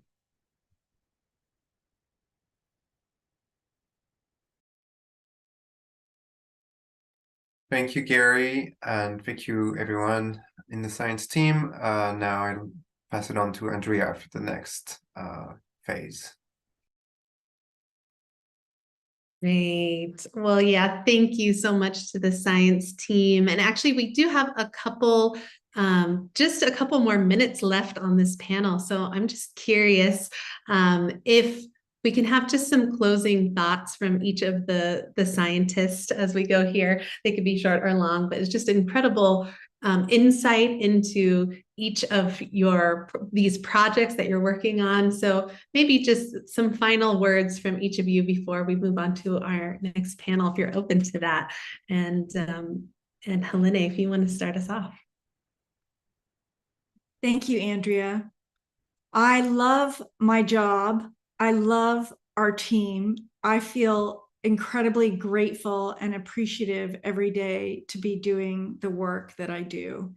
And I'll have to say that the most difficult part of my job is not saying yes to every project that comes our way. So this idea of discerning what is in the highest and best for our team to focus on, because you see, we're only a few people here. And so I guess this is a request and also a comment of gratitude that I invite our community to support us in being really discerning and impactful in the work that we do and choosing projects that are really going to make big leaps, and to just acknowledge and honor that we get to walk our talk and include our intuitive noetic practices in our ability to do that, in the way that we interact with each other, and the way that we design and implement our studies. So I'll leave it at that. Thank you. I guess I'll go next. One of the things that I like about the work that we're doing was mentioned both by Thomas and Álex to some extent, and that is that our job is to ask impossible questions and to then pursue them. And there's a challenge in that, there's risk in that, but also, having done conventional research myself, it is way more fun to be working on the edge of the known than to work on things that people already know to some extent. So it took a while for me to build these little optical interferometer things, but it's been great fun to do that too. And it'll even be more fun when they're out in the field and people are using it.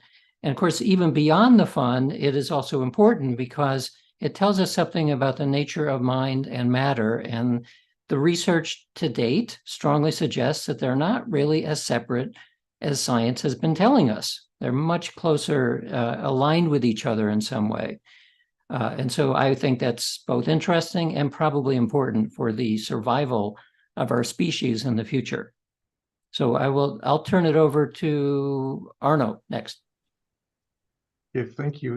Yeah, so what I want to say is, it's like scientists, what does it mean scientists? Are we real scientists? And I would say, yes, we've all worked in mainstream universities. And I was talking at Harvard 2 weeks ago on the panel on meditation and social science. So we are real scientists. And I would say we're more resilient than people in academia because we resist the attack of academia, and it's very, very difficult. Also, most of us have more publication and citation by scientists in mainstream academia at in the UC system or other universities. So yes, we are doing real science, doing real science on these topics. which are fringe topics, but also can be studied with science, because science is just a method, it's not a religion, and you can use it to study any topic. All right, Arno, I'll piggyback on top of that. Because of our unique mission that Edgar started out with could be said in one way of merging science and spirituality. We love that mission. And as Arno said, science can be ideally adapted to study anything. And I just acknowledge that with that ideal, then the boots on the ground, the real nitty-gritty of it is quite challenging. I don't know that we have shared with this group that we have a wonderful panel of external scientific advisors.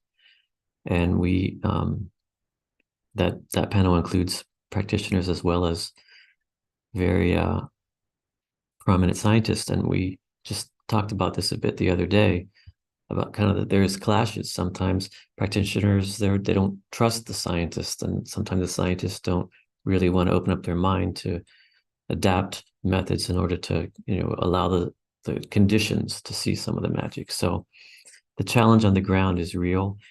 And like Helané, feel so fortunate to be, having that challenge and approaching that challenge and having the support of this amazing institute to do that. So thank you. Thank you, Gary. And Cedric, do you have any final words for us? I'll just say I'm really excited to be here to celebrate IONS 50 years anniversary, and really excited to see what the future will bring. And it feels like a very exciting period. A lot going on in the world and in science, and new tools being developed, because science also, we can only do what the tools allow us to do, and technology just is innovating so much faster each year. And I think it'll be really exciting to see what we can do in 10 years in this field. Absolutely. Absolutely. Well, thank you again to all of the scientists, ION Science team, for sharing a bit into the projects and also some inspiration in the closing comments. So thank you to our ION Science team. We've got some good comments coming in here from the chat for you all as well. So invite everyone, let's just take a nice deep breath, because we've been having so much rich and deep information, presentations that are on videos and experiential. So just invite you to take a nice deep breath with me. And we are so excited to share. Well, first, we're going to go into our final video segment from Dr. Edgar Mitchell and former President Willis Harmon.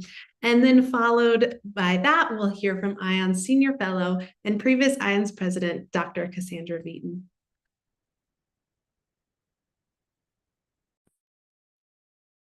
When you know something noetically, you know it's true, but you don't know how you know it. And essentially, we're involved with research and education relating to the human mind, and getting the topic of consciousness with all of its various ramifications included within Western science, which it has not been. So we live in a living, evolving, intelligent universe. We're a part of it.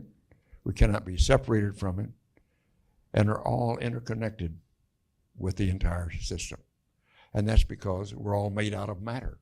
And all of the matter comes from that basic energy source we call the zero-point energy field. So consciousness is the heart of reality. Consciousness is how we know reality. If we go back now and look at the fundamental assumptions, and quantum physics helped here. Quantum physics showed that you couldn't leave out the consciousness of the observer. Well, then, you'd think then that the rational thing to do at that point is to say, well, let's go back and re-examine how we started and how consciousness got left out. Here we are in a century where every measure of human activity is on an exponential growth curve, and it doesn't take great genius to understand that that cannot continue indefinitely in a finite space. And we have a planet that is a finite space, this complex society dominated by a global economy is not going to go smoothly into some new kind of spiritual belief system with everything else remaining in place. Absolutely everything's in flux because the picture of the basic nature of reality is shifting from one thing to another, just as it shifted at the end of the Middle Ages. And we went from one kind of society to another one that's totally different. And we're in the process of doing that again, except about 10 times as fast. I'm a diehard peacenik. I think war and the fact that we kill each other over who's got the best God and over border disputes is absolutely an abomination and is not civilized behavior at all. It is an outgrowth of the old big animals eat the little, big fish eat the little fish of primitive existence. And we humans have to grow past that. And we will see increasingly institutional breakdowns that are mysterious. They're not easily explainable. The whole system's in the process of breaking down, but at the same time reconstructing itself. That is, if you look with other eyes in slightly different directions, you can see all sorts of examples of people getting together in new kinds of communities, new kinds of organizations, creating new pieces of a new society with very different value emphasis. I know that all of the men that have gone into space, one thing they agree on is that we would like to have our politicians and our leadership out there having that look, because it does change your perspective of life. It pulls you together. There's no solution to one problem without a solution to them all together. And at first glance, that might seem to make the problems much harder and the situation much more complex. On the contrary, it really doesn't, because what it says is what we need is one fundamental global mind change, and all of the problems become much more solvable than they were before. And I think that's what we are somehow intuitively being led to.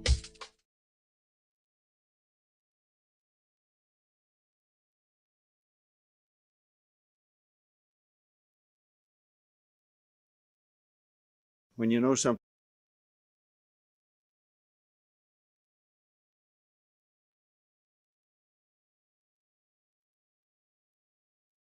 Hello, beautiful IONS family. It is wonderful to be here with you today. It really warms my heart to even be in contact with you through video. And gosh, I'm just so proud of what's happening at IONS right now. I wanted to share that, you know, in my career leading up to arriving at IONS, I was kind of vacillating back and forth between the two things that were most important to me, that I thought held the most potential to have the biggest impact on personal transformation and societal transformation. And that was spirituality on one hand and science on the other. So, you know, I spent a lot of time studying meditation and Eastern philosophy, indigenous wisdom and shamanic practices, and then also, you know, training in science and learning the scientific method. And finally, I reached a point where I was like, there's got to be a way to bring these two together somehow. So I put science and spirituality into my internet browser, and up popped the Institute of Noetic Sciences. And believe it or not, it was about 15 minutes from my house. So I drove there and met with Marilyn Schlitz, and the rest is history. And it's really been one of the great honors of my life to have been able to work at IONS as a researcher, and then director of research, and then as president. And, you know, as I watch IONS grow and where we are right now, I just can't help but feel like at the very same time, the work we're doing is more urgent than ever. There's never been a time up until now that we've been closer to engaging in activities that really hold the potential to damage society and the planet, perhaps permanently. But at the same time, we are in this incredible revolution, this renaissance moment of consciousness making its way into mainstream culture in a way that is in large part due to the pioneering work that IONS has done. So I'm just very happy to say that, you know, I was privileged to be able to expand the research team that Marilyn Schlitz began.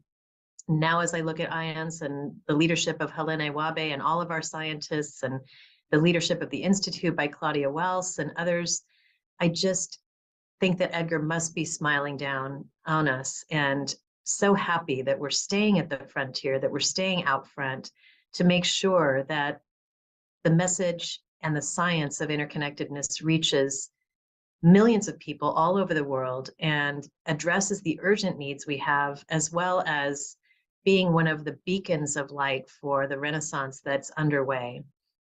Sending love to everybody. Great. So thank you to Cassie for those words and blessings. And I am excited to now welcome Claudia back onto our stage to lead our final panel discussion. And for those of you who are not at the beginning of the program, I'll read her bio again. So Claudia's work with IONS began in the 90s when IONS president Willis Harman invited her to join a 5-year inquiry on peace building while she was at the University of California, Berkeley. She's on the boards of Space for Humanity, HeartMath's Global Coherence Initiative, and is lead citizen scientist for the Global Consciousness Project 2.0. She'll be joined by Dr. Bruce Damer, who is Chief Scientist at the BIOTA Institute, Associate Researcher at the UC Santa Cruz Department of Biomolecular Engineering, and an astrobiologist. We'll also be joined by IONS board member Stacey Lawson. And Stacey is an entrepreneur, business executive, political leader, and author dedicated to furthering the principles of social enterprise, sustainability, and awakened leadership in institutions. Next, we have IONS board science advisor, Philippe Goldin. And Philippe is a researcher, former director of clinically applied affective neuroscience laboratory in the Department of Psychology at Stanford University, and is now an assistant professor and founding faculty in the Betty Irene Moore School of Nursing at the University of California, Davis Health System. And finally, on our panel, we are joined by IONS board member and author, Mark Gober. Mark is a partner at the Sherpa Technology Group in Silicon Valley and former New York investment banker with UBS.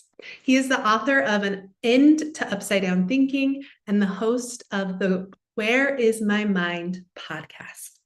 So thank you to each of you for joining us for this panel discussion. And Claudia, I'll pass it off to you now. Thank you. Thank you, Andrea. I'm so happy to see all of our panelists. So we just heard from our real science team doing real science to advance our unique mission about some of their current explorations, and we're so fortunate to have them. This next panel is about reconnections and new directions for IONS. I chair the board science committee, and everyone on this panel is part of that committee, either as a board member or as part of our awesome recently formed advisor group that Gary referenced. And during our first advisor meeting in February, I asked 2 questions, and this panel was inspired by their answers. The questions were, as IONS enters this historic moment, what do you feel is the most strategically important work our science team could be engaging in right now? And when looking at the current world situation and or the evolution of the field of noetic science, in what ways do you see IONS making or failing to make the needed contribution? Our panel will be sharing with us 4 areas where there's significant opportunity to expand our engagement: breakthrough creativity and psychedelics, AI, the environment and climate change, and UAPs, or unidentified aerial phenomena. Each of these areas represent both profound opportunity and threat to humanity, and an area we'll go into deeper at the 2024 conference. So I would love to start with Bruce. Make sure you're on camera, Bruce. Hi, Bruce. Great to see you. Hello, good to see you. And it's great to be with you again as we explore this reconnection to psychedelics and creativity, because, of course, it's already part of our legacy at IONS due to Willis's important and early work on the topic. And inspired by the fact that Valerie Landau is with us on the program, I saw her come into the chat. I'm going to share that I used to collaborate with Valerie and Douglas Engelbart the inventor of the computer mouse and grandfather of so many of today's foundational computing applications. And like many California tech visionaries at the time, he was an enthusiastic advocate of expanding creativity through psychedelics. And as the head of the Augmented Human Intellect Research Center at SRI, it was widely reported that he and his team would regularly indulge in the hope of inspiring new tech breakthroughs. Willis included the responsible use of psychedelics as part of his exploration into human potential as a way of accessing deeper levels of mind to address humanity's challenges. Of the many scientific pursuits you are known for advancing, Bruce, and there are many, why are you making this such a priority, and how can IONS help? We're making it a priority because we think that it is one key lever to solve some of the toughest problems that humanity will face in the next 50 years, actually. And that there's evidence underneath a sort of blanket of silence. There's evidence that these tools work, and that we've now brought psychedelics back in therapeutics. But maybe it's time to return to Willis Harman's original vision for them from 1966, and that's what I'll cover in this little brief presentation. Great, thank you. Please go ahead. So can everyone see the slides? Yes.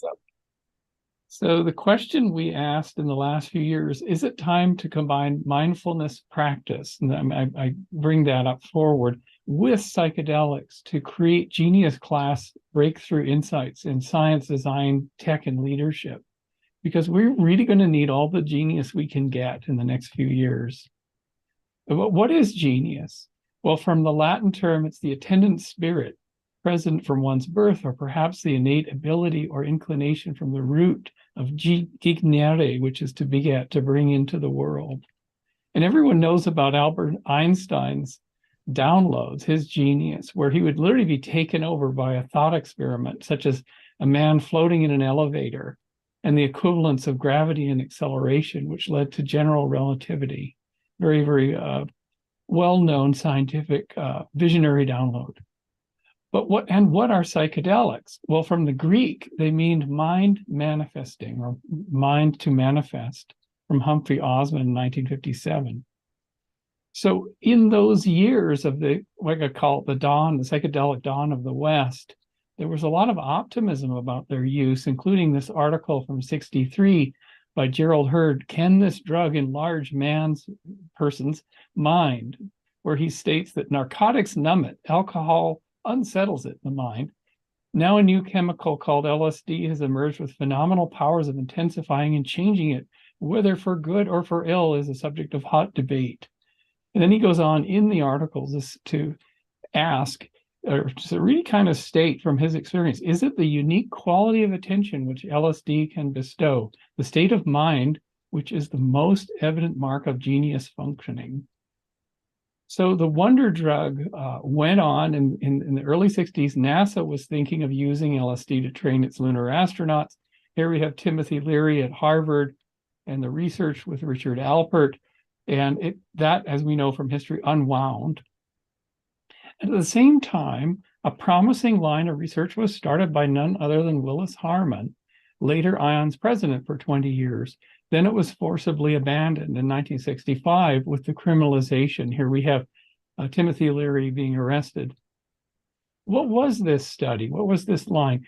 Psychedelic agents and creative problem solving, a pilot study with Jim Fadiman, who's still with us and doing fantastic work, done at San Francisco State College with 27 participants who worked on problems while they were in the psychedelic state and after, and had tremendous results. It had very promising results. Now, where does creativity come from? Perhaps it's two sources: an endogenous source, which you could call endo, mindfulness, the preparation of the mind, clarity, the calm mind, maybe some of the Eastern practices, combined with exogenously activated extraordinary states, ranging from a walk in the woods to tea and coffee, or potentially tryptamine psychedelics. So can we come up with a protocol or two for the skillful combination of these two things, endo and exo? So I was pondering all this when Dennis McKenna invited me to a conference in the UK last year, and I decided to come out of the psychedelic closet as a scientist. At the end of the talk, I called that perhaps we can now move into a psychedelic culture in which the medicines of healing, now established, can also serve as the elixirs of discovery. And in that talk, I actually revealed my story, my own journey of extraordinary states of creativity, where I went to Peru 10 years ago in 2013, drank ayahuasca, and went through my own healing, but then was gifted the revealing of a new scientific approach to a key question, which was, how did life begin on the earth and how can it start in the cosmos? This is sort of my life's quest, working with Dave Deemer at UC Santa Cruz. And this is the sketch that resulted of the visionary experience of wet-dry cycling and protocells in hot spring pools, which was turned into scientific language, published pretty widely, and now has basically induced a bit of a paradigm shift in our field from the oceans back to Darwin's warm little ponds on land. So see, these are some of the publications. And we've been doing a lot of field work at volcanic hot springs around the world, actually demonstrating we can make protocells in the wild. So this was testing and validation from a visionary download. The good news is that after 60 years after Harmon et al., psychedelics and creative problem solving is on the return with studies like this one by Mason and excellent work at Greenwich University, really bringing the Harmon type study back. So later this year, a team of us had gotten together, an Austin-based team in Austin, Texas, and we decided to build a new organization, the Center for Minds, Multidisciplinary Investigations into Novel Discoveries and Solutions. And we have a kind of a pattern we're mapping onto MAPS. MAPS has a research program. So our 4 pillars are research, funding grants to scientists for testing, the community, find the others who are using these practices already, an academy, training and mentorship for them, and then publishing open protocols. And I wanted to share this today with you after almost a year of discussions with Claudia about this, because I think that these organizations, an august and older one, IONS, and a newer one, Minds, share a common lineage and share organizational missions. So the mission statement for IONS that Edgar wrote was, our mission was to expand knowledge of the nature and potentials of the mind and apply that knowledge to human and planetary advancement. And 50 years later, I penned our founding mission, which was, our mission is to explore and cultivate the sources, i.e. maybe even a field effect of extraordinary products of the mind, providing solutions for humanity in a long future for life on Earth and beyond. So I think we're both going to be on the leading edge together, and hopefully we'll find ways to work together. Thank you.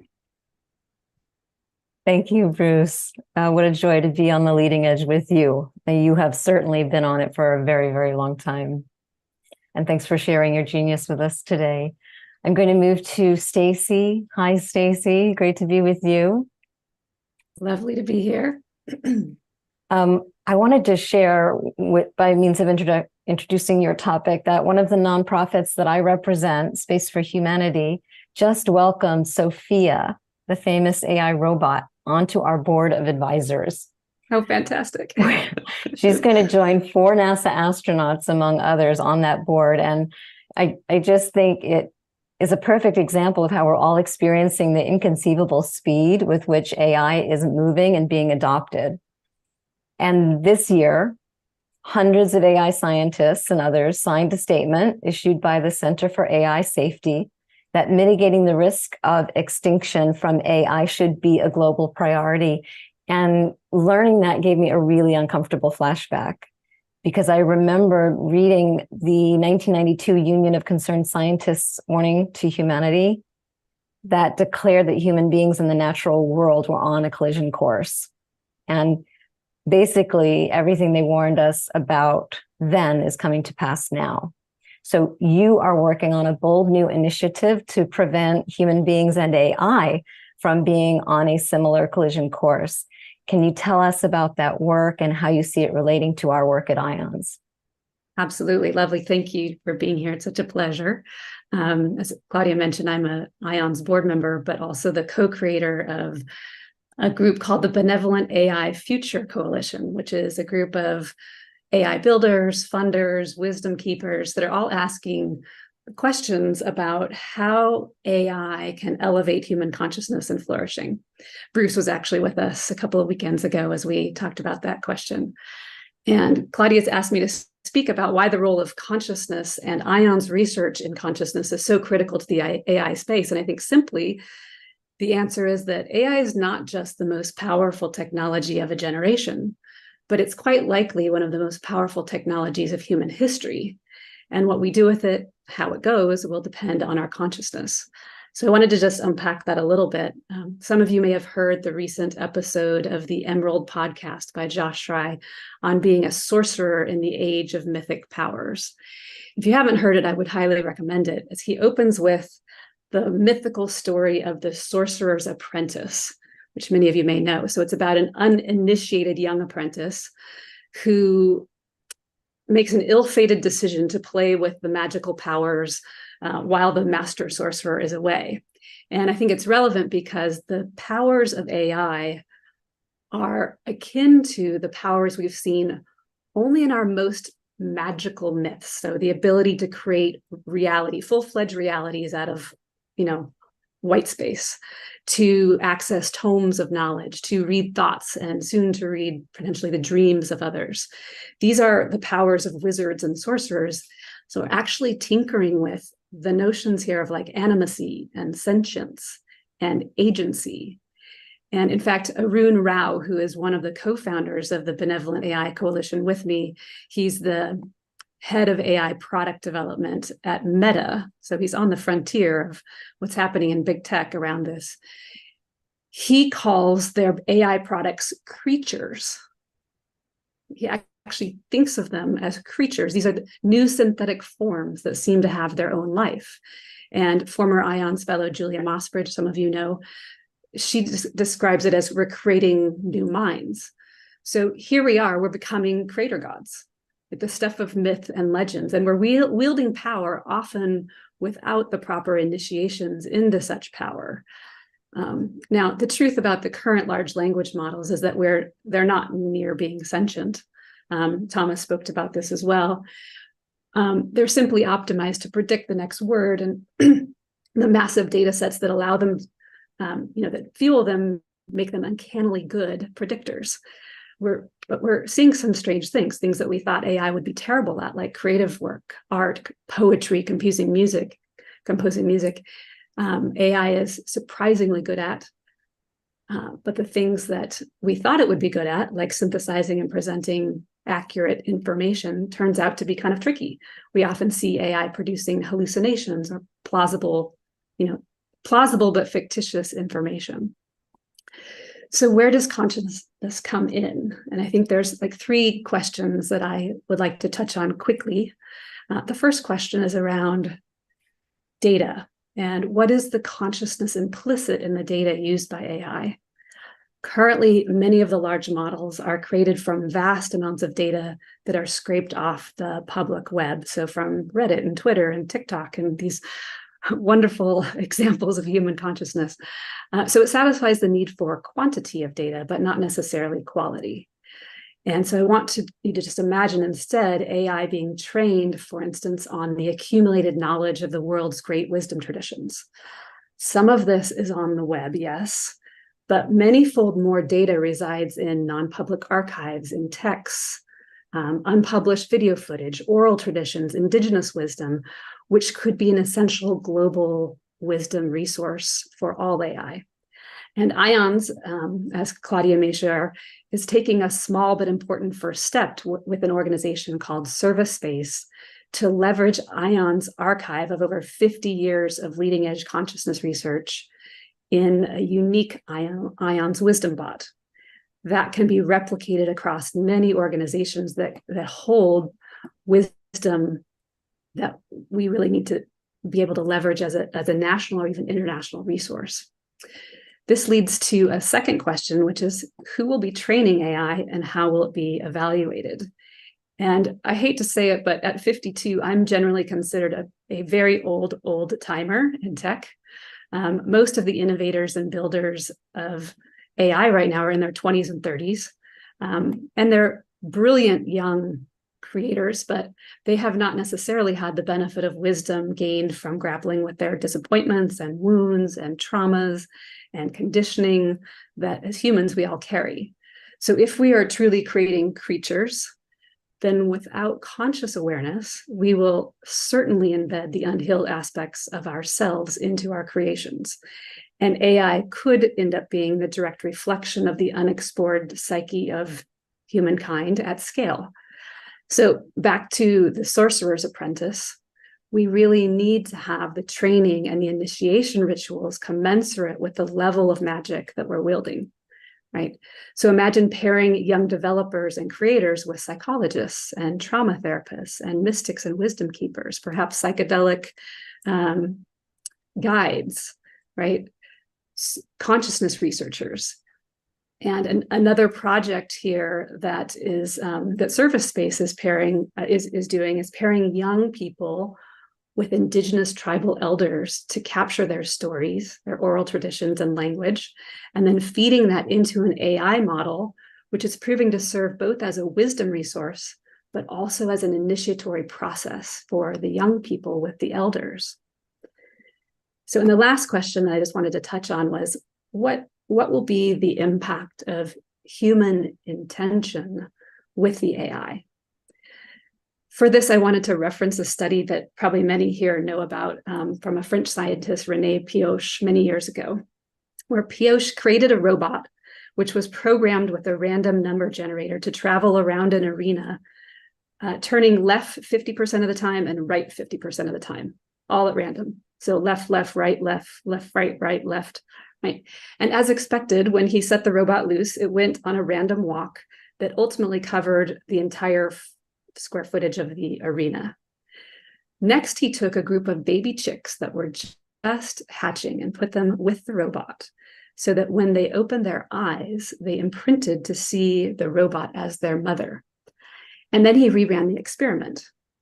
But he put the chicks in a cage just outside one end of the arena so the chicks could see the robot but not physically interact with it. And as he reran the experiment, what he found was that the robot, which was programmed to be random, changed its behavior in a way that was not random at all. In fact, 100% of the time, the robot only traveled in one half of the arena at the end with the chicks. It didn't even go in the other half of the arena. So if the intention of young chicks to be close to their mother, or some semblance of what must have been happening there, can actually change the behavior of a random number generator, demonstrating that consciousness can change physical systems, then how will human consciousness affect AI?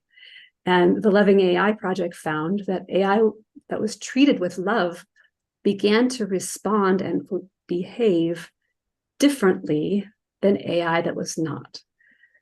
Obviously, this needs to be studied, it needs to be unpacked, but I'll sort of complete my remarks with the notion that we're living in a time of mythic powers that we require this great command of our magic.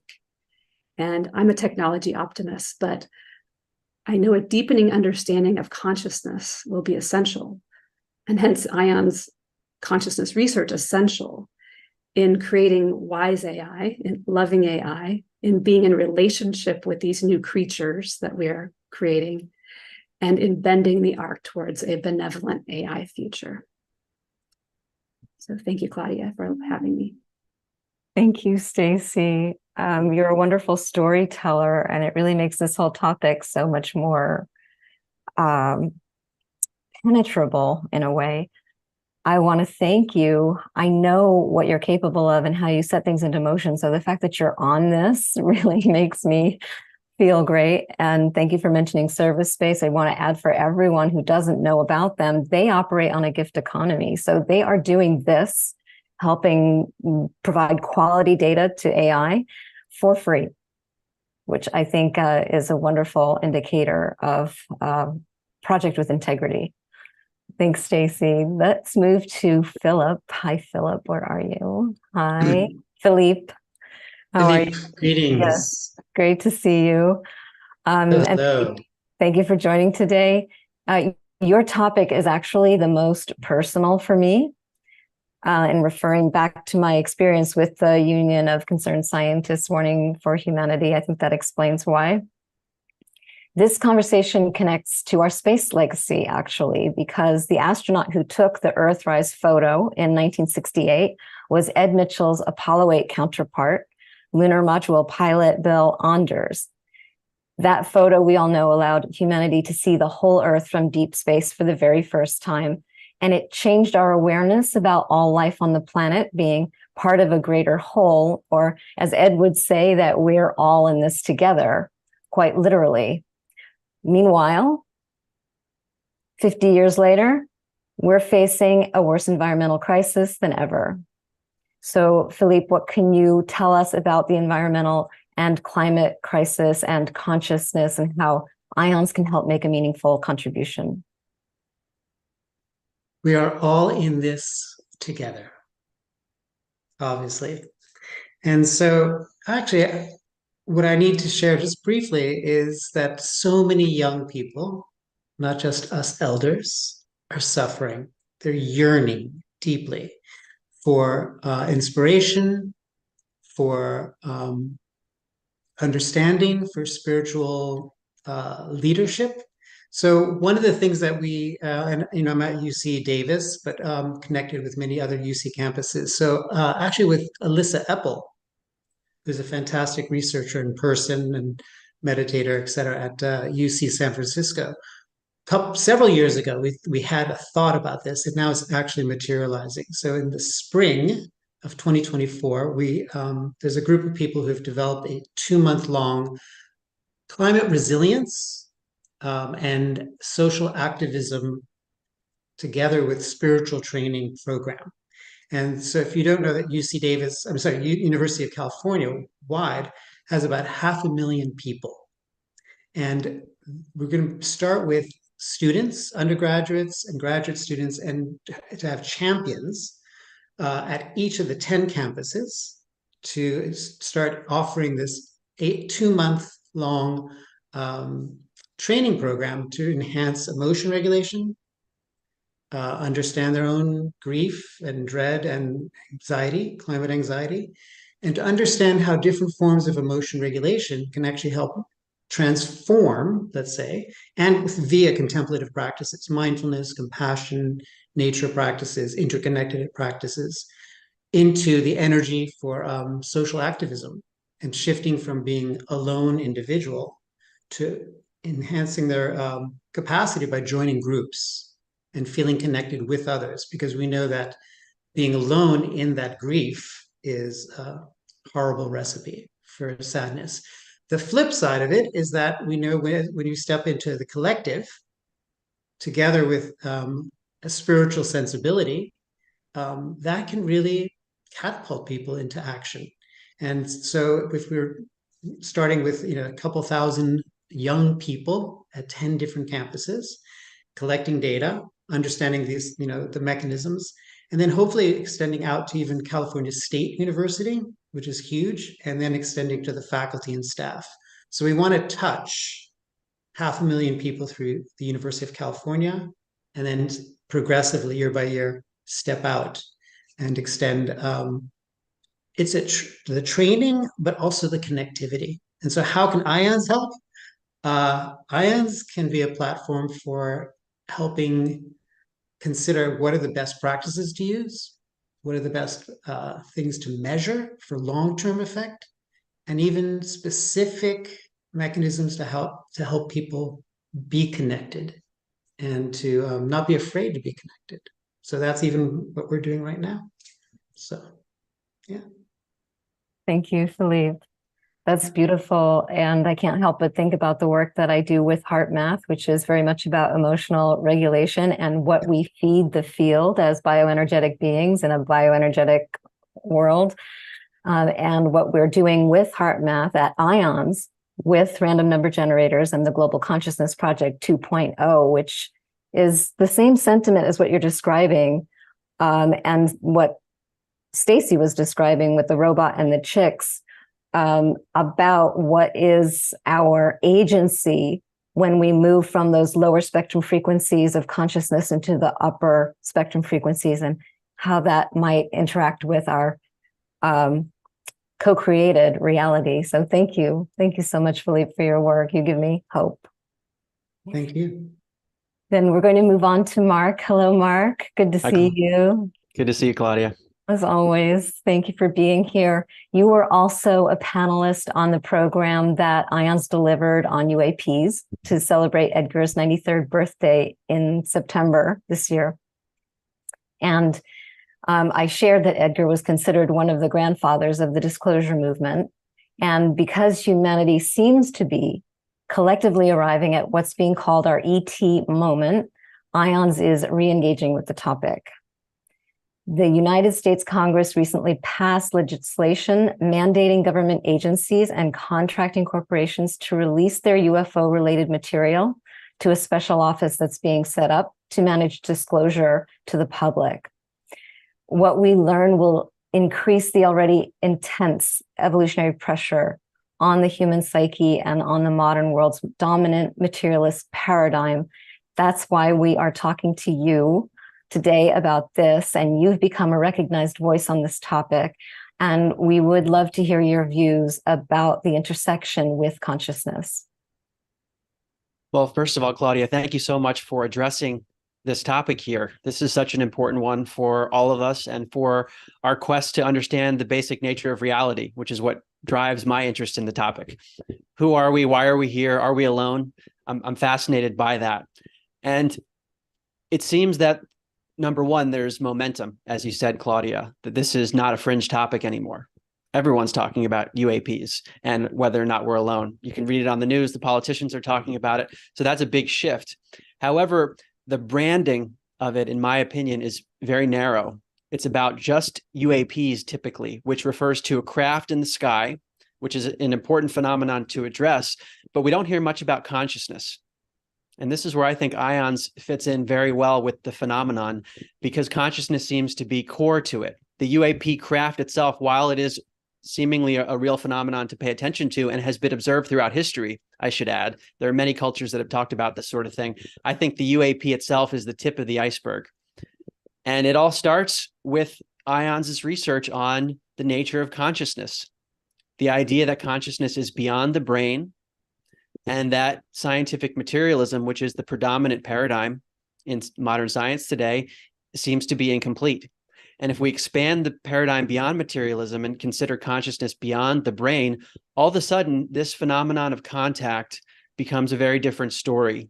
And I wanted to give a few examples. I wrote a book about this, which came out last year, called An End to Upside Down Contact. And we could spend many hours talking about each of these things. But I want to give a flavor of the directions that this could take. And we'll see where it goes. But there are just so many areas for exploration in this. We've heard today about channeling and mediumship. In the context of contact, that's a physical human seemingly having contact with a non-physical intelligence. What does that mean? How do we make sense of that in terms of our place in the universe? Similarly, psychedelics research. For example, Dr. Rick Strassman at the University of New Mexico, he's done research on DMT, dimethyltryptamine, which is the active ingredient in ayahuasca, but it also can be given in a pure form. And he injected it in people intravenously in his study. And many of the participants, when they went into another realm of consciousness in a short amount of time, they encountered beings, intelligent beings in that state. Another example, near-death experiences. So these are instances in which a person, let's say, is in cardiac arrest. They're close to dying. Their brain is either completely off or barely functional, and yet they have a highly lucid experience. Sometimes they report things from above their body that are validated as accurate. But also in those experiences, they encounter entities, physical beings that seem to be intelligent. Sometimes it's a being of light. It might be a relative. It might be a spiritual figure. But these are entities that seem to be able to communicate with them. So that these are perplexing phenomena. And now tying this more directly to the UFO phenomenon, a researcher named Kenneth Ring, who is well known for his research in near-death experiences, he wrote a book in 1992 called The Omega Project, in which he compared the shifts in consciousness of people who had near-death experiences with people who had UFO experiences, and found that there were many similarities, interestingly enough, including expanded mental awareness. So what is it about these experiences that expands consciousness? That quite mysterious. And that leads into ions even more directly.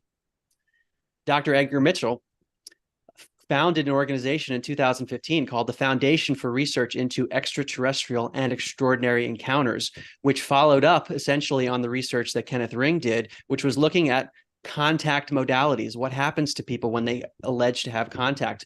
And what are the different types of things that they see? What are the interactions like? So this has been explored, but certainly not as much as more so-called mainstream topics. But I will say, and this is one of the reasons that I got really interested, was the work of John Mack. He was the head of psychiatry at Harvard, Pulitzer Prize winner. So as mainstream as you could be, basically. And he became interested late in his life in the abduction phenomenon, in which people were allegedly brought aboard a craft with intelligent beings and had interactions with them. And as a psychiatrist, he concluded that for the most part, people were not making this up. They had real experiences.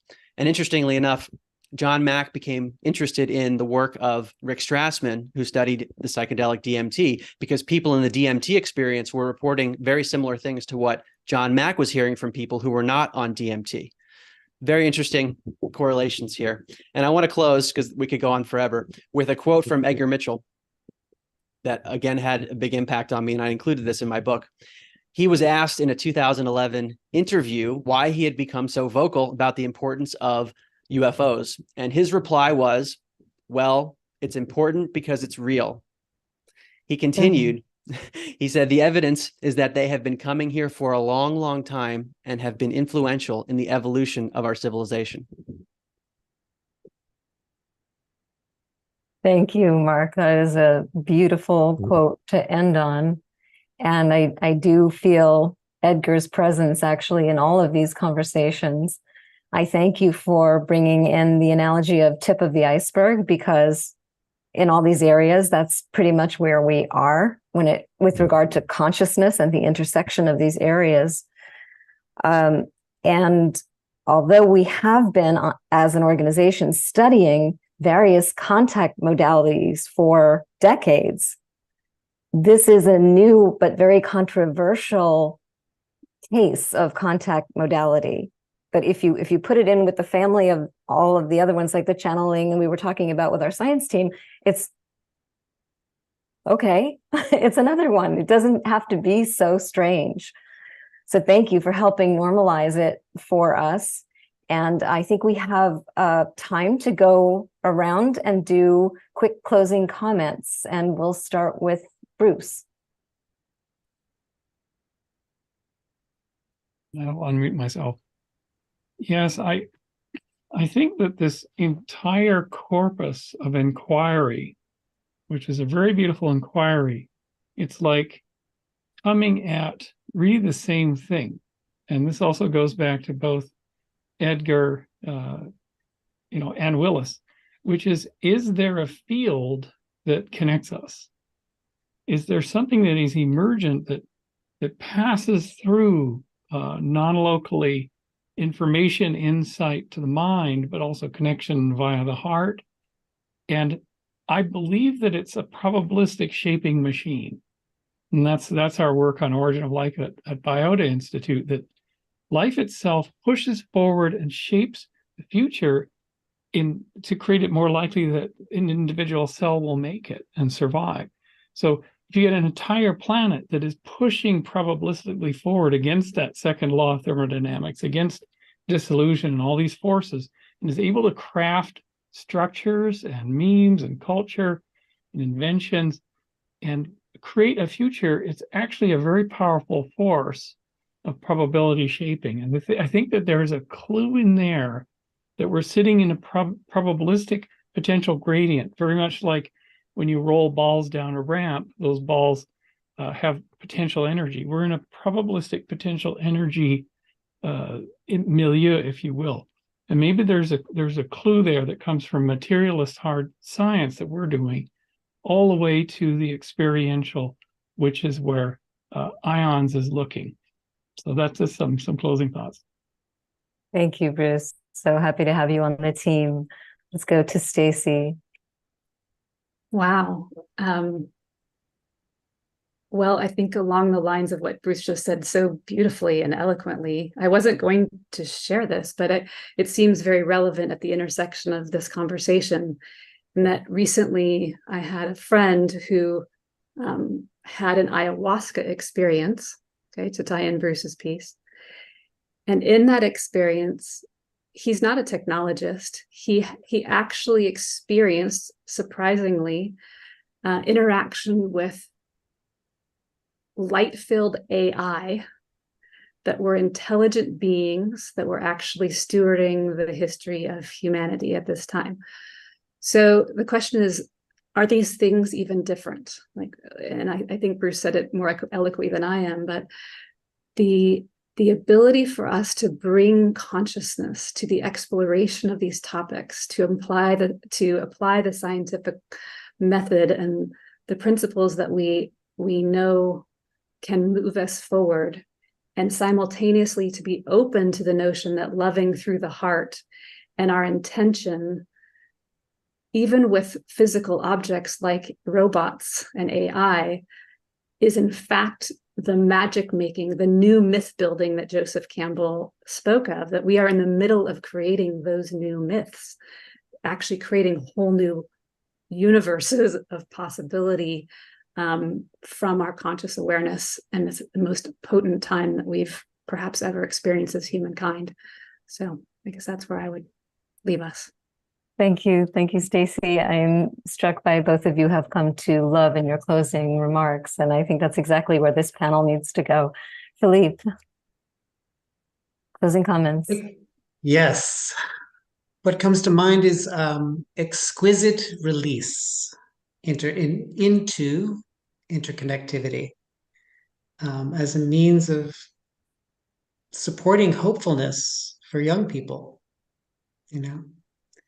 And I mean, I work with lots of young trainees, doctors, nurses, etc.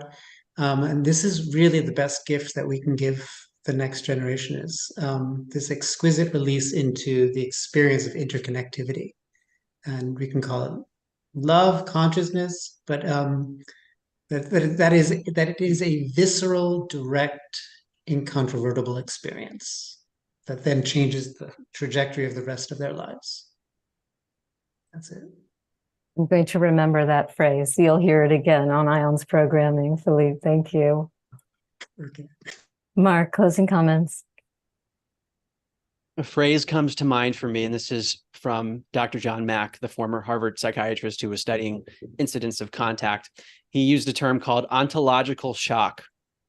And this refers to when a person has a mystical experience or a contact encounter, it is so paradigm shifting that it can be disruptive to one's consciousness, and it has to be integrated. And I think what's important for all the topics discussed today, including the contact phenomenon, I think the more we can adjust to their reality and try to understand them, the less shocking it will become when these phenomena perhaps become more well-known. Thank you. Thank you, Mark. Thank you, panel. I'm going to turn it back over to Andrea.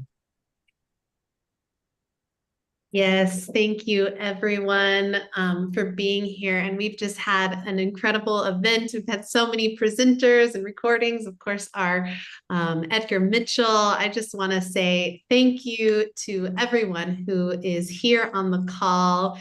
and who has participated via chat or presence. And whether you're watching live or in the recording, you are a part of this movement and mission of the Noetic field and all of these topics that we've covered. So just first of all, my sincere gratitude to everyone who is here today. And if you have enjoyed this webinar and you would like to contribute in the future, we invite you to go to noetic.org/give to make a gift and help this research continue. And as we mentioned, this research is almost entirely funded by you, our donors and board members and all of us together. So just huge thank you. And we're going to have just another minute or two of recap. So I want to pass it first to Mark if you have anything else to say, and then we'll hear some final words from Claudia and Thomas. So Mark, passing to you. Sure. Thanks, Andrea. I'd love to just speak about IONS generally and my experience with it in the last several years, because it's been a very important one in my own life. My background was very much in the mainstream materialist. I was not interested in the topics that IONS covers. I didn't even know about the science. And I had a big shift in my own life starting in 2016. And a big part of that shift was learning about the science that IONS had conducted. I had no clue there were peer-reviewed studies on these types of phenomena, and that there was an organization that had been around for nearly 50 years, founded by Dr. Edgar Mitchell. So I became interested and began to support ION science and became a board member in 2019. And so this has had such a big impact on my own life. My whole life has shifted since I had this new paradigm. And I would just urge those involved here, if you feel passionate about what IONS is doing, there's a real need to fund this sort of science. And I want to commend our scientists and others outside of IONS per se, who are willing to engage on this subject matter, because it is controversial. It is not part of the mainstream thinking, but it's essential. But because it's not part of the mainstream, it's just harder to get funding for these sorts of studies. And we talked about many topics today that have millions of rabbit holes along with them that we would love to explore. So if you feel compelled, we'd love to have your support. And I want to thank you for joining today.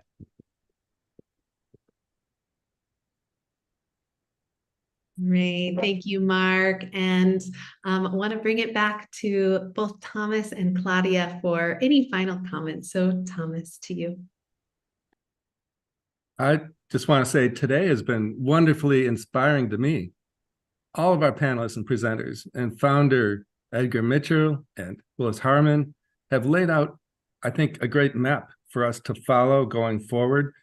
And it's a map that includes exciting unknowns in the domain and includes the potentiality to apply all of our creativity. Like Stacey said, a time of mythic powers that demand our magic, individually and as an IONS group. The interactivity of everyone attending today has been wonderful. So I hope to see all of you at the IONS 2024 conference. We can move all of this effort forward.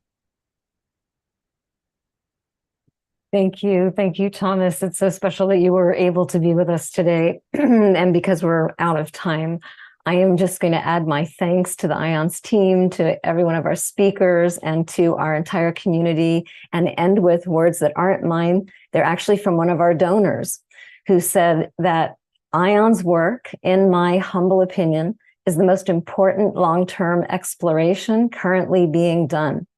It's as simple as this: can we evolve to a higher level of consciousness and connection fast enough and with enough robust acceptance to actually advance mankind? And after spending these 3 hours with all of you, I have an even bigger yes, we can. Thank you, everyone. Thank you, Andrea. Yeah, thank you, Claudia. Thank you, Thomas. Thank you to everyone. Just deep bows of gratitude. Stay in contact. We have these free webinars often. And as mentioned, we're going to be having a big virtual conference next year that we'll be announcing more about. So stay tuned in. Thank you, everyone. And until next time, bye, everyone. Thank you.